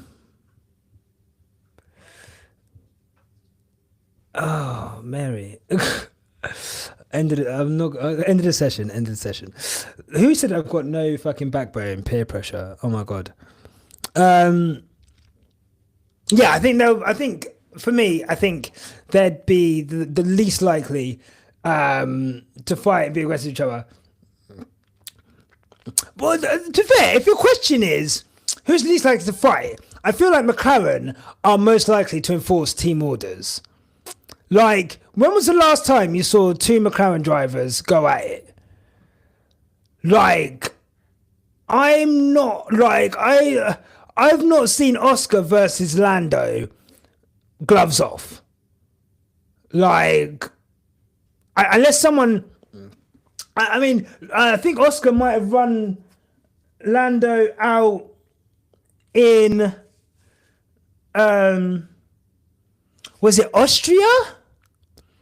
Where, or maybe Austria at the start. I seem to remember in a sprint, maybe. But like, other than that, I'm not quite seeing like that is definite. Unless there's no team orders, them two are never aggressive with each other because they're not really allowed to fight each other. Yeah, they introduced Papaya. Oh, what is this Haas doing? What's going on here? Oh, is he? There you go. It's crazy that there's been it's crazy that there's been no fucking speaking of Papaya rules, this guy loves, oh yeah, Monza basically. That was insane from Oscar, I'm not gonna lie. Like, was it around the outside? Was it around the inside of one of the chicanes? Like, but basically, like, yeah, absolutely, like, fucking up Lando's race because then around the outside, yeah. But Lando left the door open, like, and I think he left the door open, and I think that's the problem with these McLaren guys. they're too in their head about like, well, Lando deserved that. Yeah, I think I was about to say, sorry, not McLaren guys. Lando last season was too in his head about the championship and papaya rules and like Oscar had no interest in that shit. He had no interest in that shit. So I've got a chance to win this race here. If you're gonna just fucking, if you're gonna be like, you know, super naive and just leave a wide fucking gap there. If I don't go there, I'm running into the back of you, or someone's gonna go down the outside of me. So he almost had to go there, and you know the rest is history for Charles. But we'll see. We'll see about them two. You're at 23 minutes. I'm about 45 seconds behind you guys, basically. About 45 seconds. So we'll see. God, 23 minutes. 23 minutes left. I think we're like at a similar space, similar time.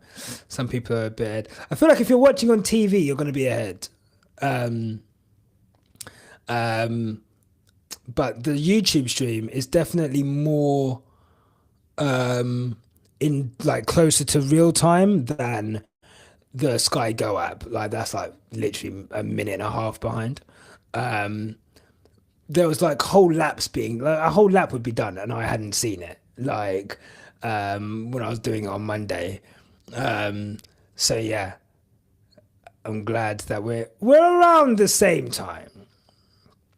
We're around the same time. They look really good at night. Ooh, who's this? Is this a oh, it's a Williams. I didn't know it was a slow motion replay, but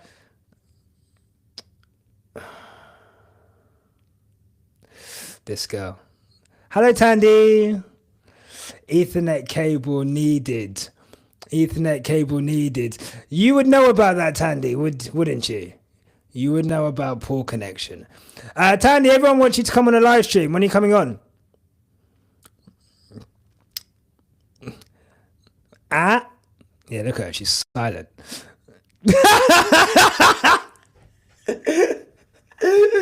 I don't know if you were here. I don't know if you were here when I said I need to get her lighting, and she's waiting for her lighting to come on. So yeah, I'll order it today. I'll send you the the tracking number. But hi, Tandy. Thank you for sending me that message that you sent me just before. Very distracting, but much appreciated. Look at you. Like, hi, Tandy. Fucking hell.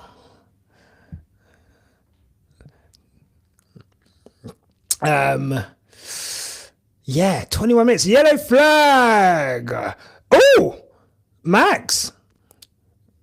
Wow.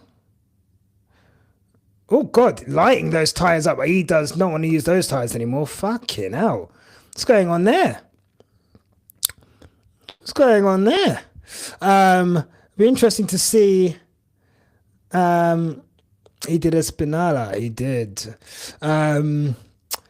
What's going in? Here we go. Oh. Yeah. It's not the first time that's happened. So, Teddy, enough. But yeah, it's just like, just lost it out of nowhere there.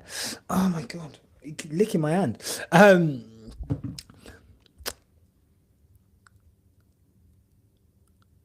Sorry, I'm just listening to this commentary. So, I just feel as if, look at, fucking hell, I didn't see Albon. Has Albon always been up there? Of course he has, yeah, it's been there for time. It would be interesting to see. With Red Bull. I feel like Red Bull are in that situation. You know when you have champions, did they give an update about Ferrari? What, as in just in general, in terms of how they're feeling with the car, Ali? Looking like a so-so day. Yeah, it's not looked as good as yesterday. But there was some positive grumblings out of the camp. They had a press conference with Charles Leclerc and what's his name, Fred Vasseur, and they said that they're happy with where the car is. They feel like the car's got a bigger development window than the car last year. Um, so yeah, I think today probably not as smooth as yesterday. If the covers are up, then I don't think we're going to see them again. Um, so yeah, interesting. Pretty interesting to see what they say after today. Um, but let's see. Maybe they're fitting a new floor on, and we're gonna get some. Maybe we'll get some soft tire running. Who knows, guys? Um, but yeah, it'd be interesting to see. It'd be interesting to see. But Red Bull, yeah, I was gonna say, I don't think we're gonna get. I don't think we're gonna get any soft tire running, which sucks. But I don't know if we're gonna get another. I don't know if we're gonna get another Lewis lap. Like, um, I mean, yeah, we basically got another like 10 minutes, 10, 12 minutes until we start getting the VSC stuff. I think that started happening at like 10 minutes yesterday, because that's when I started reading the article. So I think like, yeah, like I think we've actually not got more than like 10 minutes left, 8 minutes left. Um, so I'd be surprised if we got more Lewis Hamilton running today. So what I was going to say about Red Bull.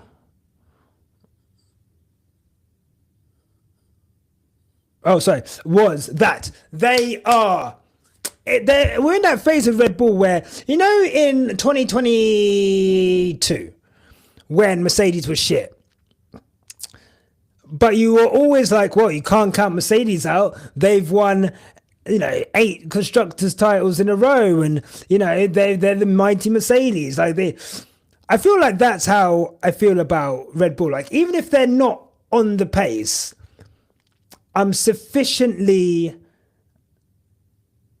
I guess, traumatized by the last 4 years that I'm just going to assume, at some point, Mary, relax. um, I just assume at some point, he sees him every day, like literally every day. Teddy sees Barry Hart. They did. It's hilarious with Red Bull, like how they sat there siphoning off talent from Mercedes, bragged about it, and then obviously the same thing happened to them. I thought it was hilarious that they were someone. I'm not going to say names, but there were people on Twitter who said they had Red Bull sources who were like, we, Adrian Newey hardly does anything anyway. And then that got back to Adrian Newey, and he was like, well, and he was deeply, deeply offended by it. And I just find that hilarious, like that they thought that they could go through like a gutting of their staff, lose the greatest designer in the world, even just as a reference point, and it not affect them. And like, it's almost like identical timing from like Adrian Newey announcing he's leaving and them just going to shit. Like, it's insane. So I don't think I trust Red Bull to develop the car throughout the season the same way I do McLaren. I don't know if I trust Ferrari to that extent yet. We've seen last year, sometimes they put something on the car, it goes backwards. Sometimes they put something on the car, it goes forwards, Maybe that's because they were towards the end of that development window. So you would hope everything they put on the car now, from the base that they've got now, you would hope that they'd be able to, increase their what do you call it? Increase their base level of performance in a healthy way. But yeah, Yeah. Newey was knee deep in Red Bull. How many designers do you see on the pit wall? You know, like he was a leader within that team. It wasn't just like the design bag. You know, when you have someone like that who is a leader within the team, who's a focal point within the team. Look at Mercedes when James Allison left, you know, and how they suffered with that. And the low key still kind of suffering, trying to make up from that now. But having that leader go is really difficult to recover from. So I just found it funny that like Red Bull insiders trying to act like, you know, they're like completely, yeah, they'll be fine. Adrian Newey doesn't even do anything anyway. Like a fucking, why lie? Stop lying. What are these video graphics? I don't like the fonts they're using this season, bruv. I'm not gonna lie. And the thing is, it's like these are like Daytona 500. You remember that Daytona 500 game they used to have at the airport? And he used to yeah, he was like, was it like a NASCAR kind of thing? And you'd like fucking, I think I like the concept. I don't like the execution.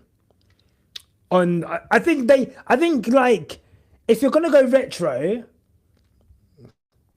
the font can be retro, but then let's get everything around it like retro as well. It's like some of the stuff is retro, but then some of the stuff is like futuristic.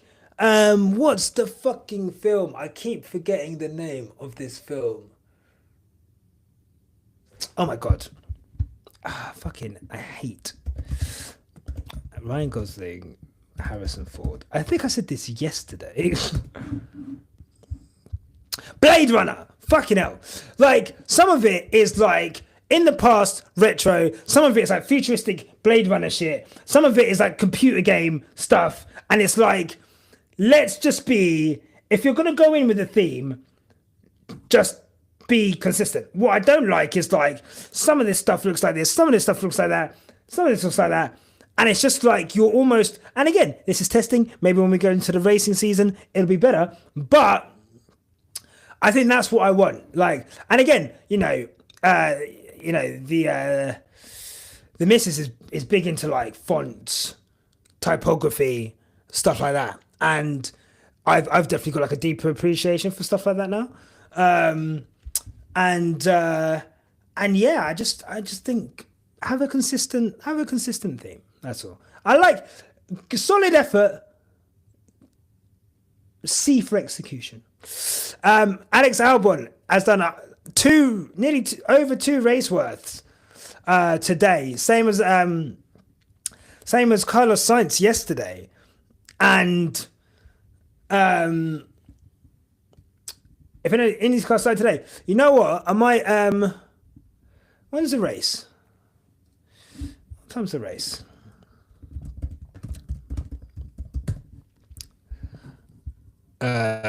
Schedule 2 p.m. EST. What time is that? That's like 7 here, isn't it?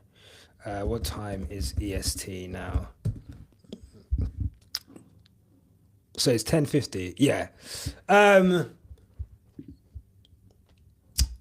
definitely going to try and watch that for sure. I'm actually recording a podcast in the evening with Brad. So I might try and make sure that it's after the IndyCar. So definitely.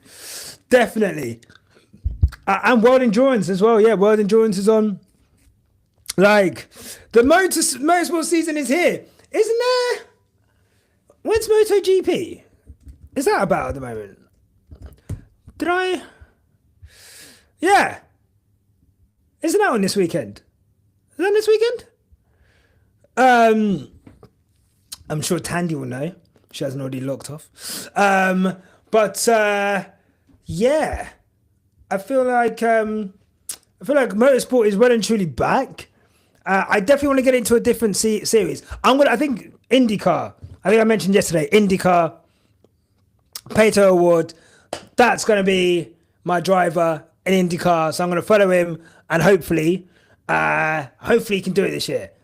Look at me, such a fan. They're in Thailand. Yeah, I just seen they are in Tissot, I think, for the Grand Prix of Thailand. Tissot sprint time, Grand Prix of Thailand. So yeah, I just realized Tissot is the name of a company, isn't it? What an idiot. So yeah, I mean, we're coming towards the end of fucking testing. Like, let's see what Piastri's got.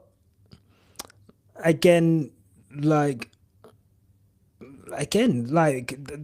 just look like.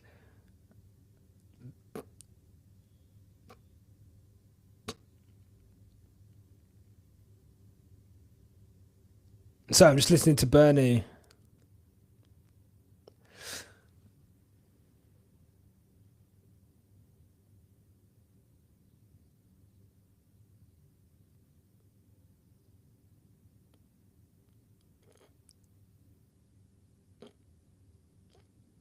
Yeah. So they're talking about Ferrari and McLaren, saying potentially Ferrari could be look the happiest along with McLaren. Piastri's fast in second sector, but he was like 4 tenths down in the first. A bit wide in the last corner, down to the line, and he's 4 tenths off. I was reading actually that I think they mentioned earlier that potentially all of the gains that McLaren have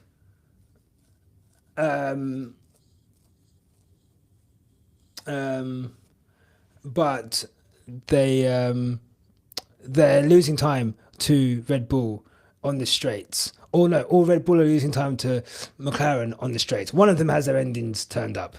I think it's McLaren. I think it's Red Bull compared to McLaren.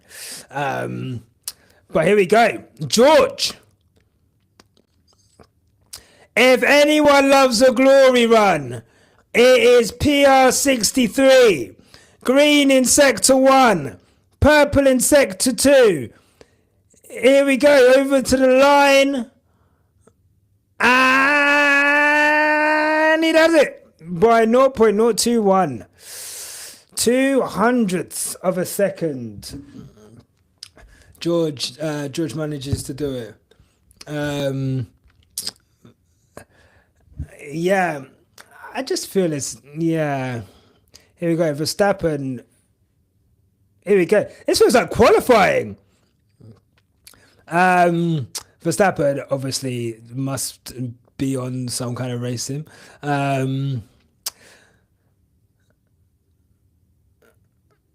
Okay, cool.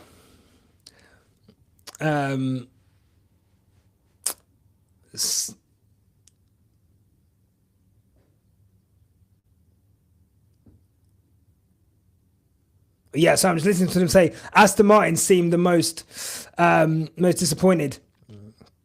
They hardly showed Lewis today. I'm not going to lie to you. I feel like, obviously, because I've been talking, I've not really been concentrating, but I've tried to stop talking when Lewis is on track. But I've seen no Lewis, hardly any. It's a watch, Tissa. Thank you. It's a watch. So yeah. Yeah, Lewis is done for the day. I'm surprised they've not put the old red flags on. But we'll go. We'll see how it goes. But look, 5 minutes left in testing. Fuck it. Oh God. Here we go. I can't see what I look. Hold on. Fucking hell, bruv. Ah! Oh my God. Where are the glasses? Oh, Jesus Christ. Ugh. I feel like every time I put this wig on, it's in like a different configuration. Like, it's never like the same configuration of like hair, which is fucking hilarious. I need to get like a comb or a brush. Obviously, like the brush that I have is not suitable for this type of hair. And I just feel like this hair needs brushing, like big time. Here we go. Right. Ugh. Very white here. Very white. Very hot here. Ugh. So, how do we describe testing? Great day out up front for the Red Bulls of Max Verstappen. I actually saw he flipped the bird. And Mohammed Ben Mugabe will not be happy about that at all. God forbid someone swears. Jesus Christ. Oh, that's actually blasphemy. That doesn't count. Who else has been good today? Lewis Hamilton. Lewis Hamilton down in 6th. Not seen much of Lewis today. What does that mean? Are they stifling Lewis? Are they keeping him away from the masses? Maybe they're silencing him after his rant yesterday. Maybe for his own good. Maybe just keep the racists away from him. Let me just talk about Lewis. What a man. What a guy. If I lived like Lewis Hamilton, let me tell you now, I too would not have a wife and kids. I could tell you that for free.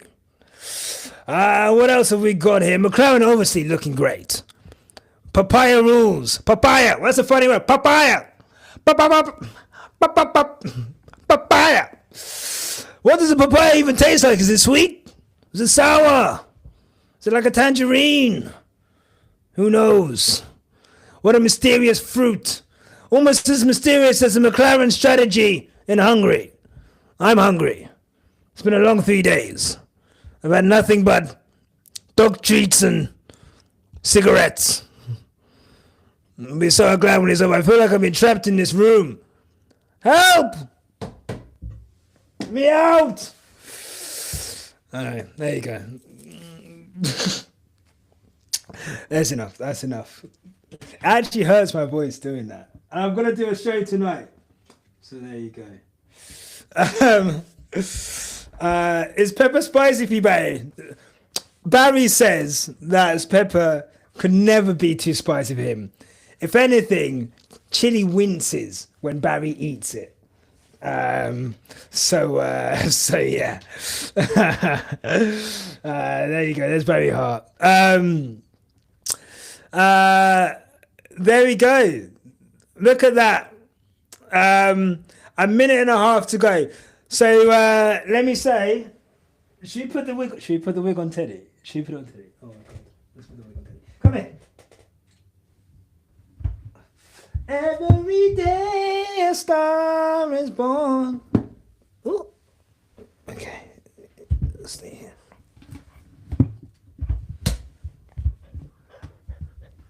Ooh. Okay, here we go. Let's get this on. Right, should put some glasses on.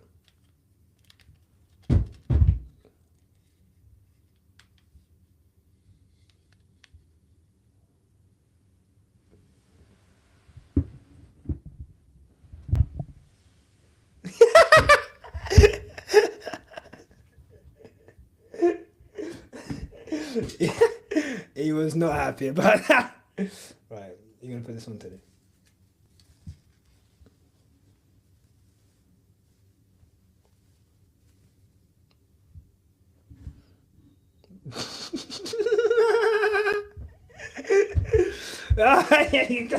Get me the fuck out of here!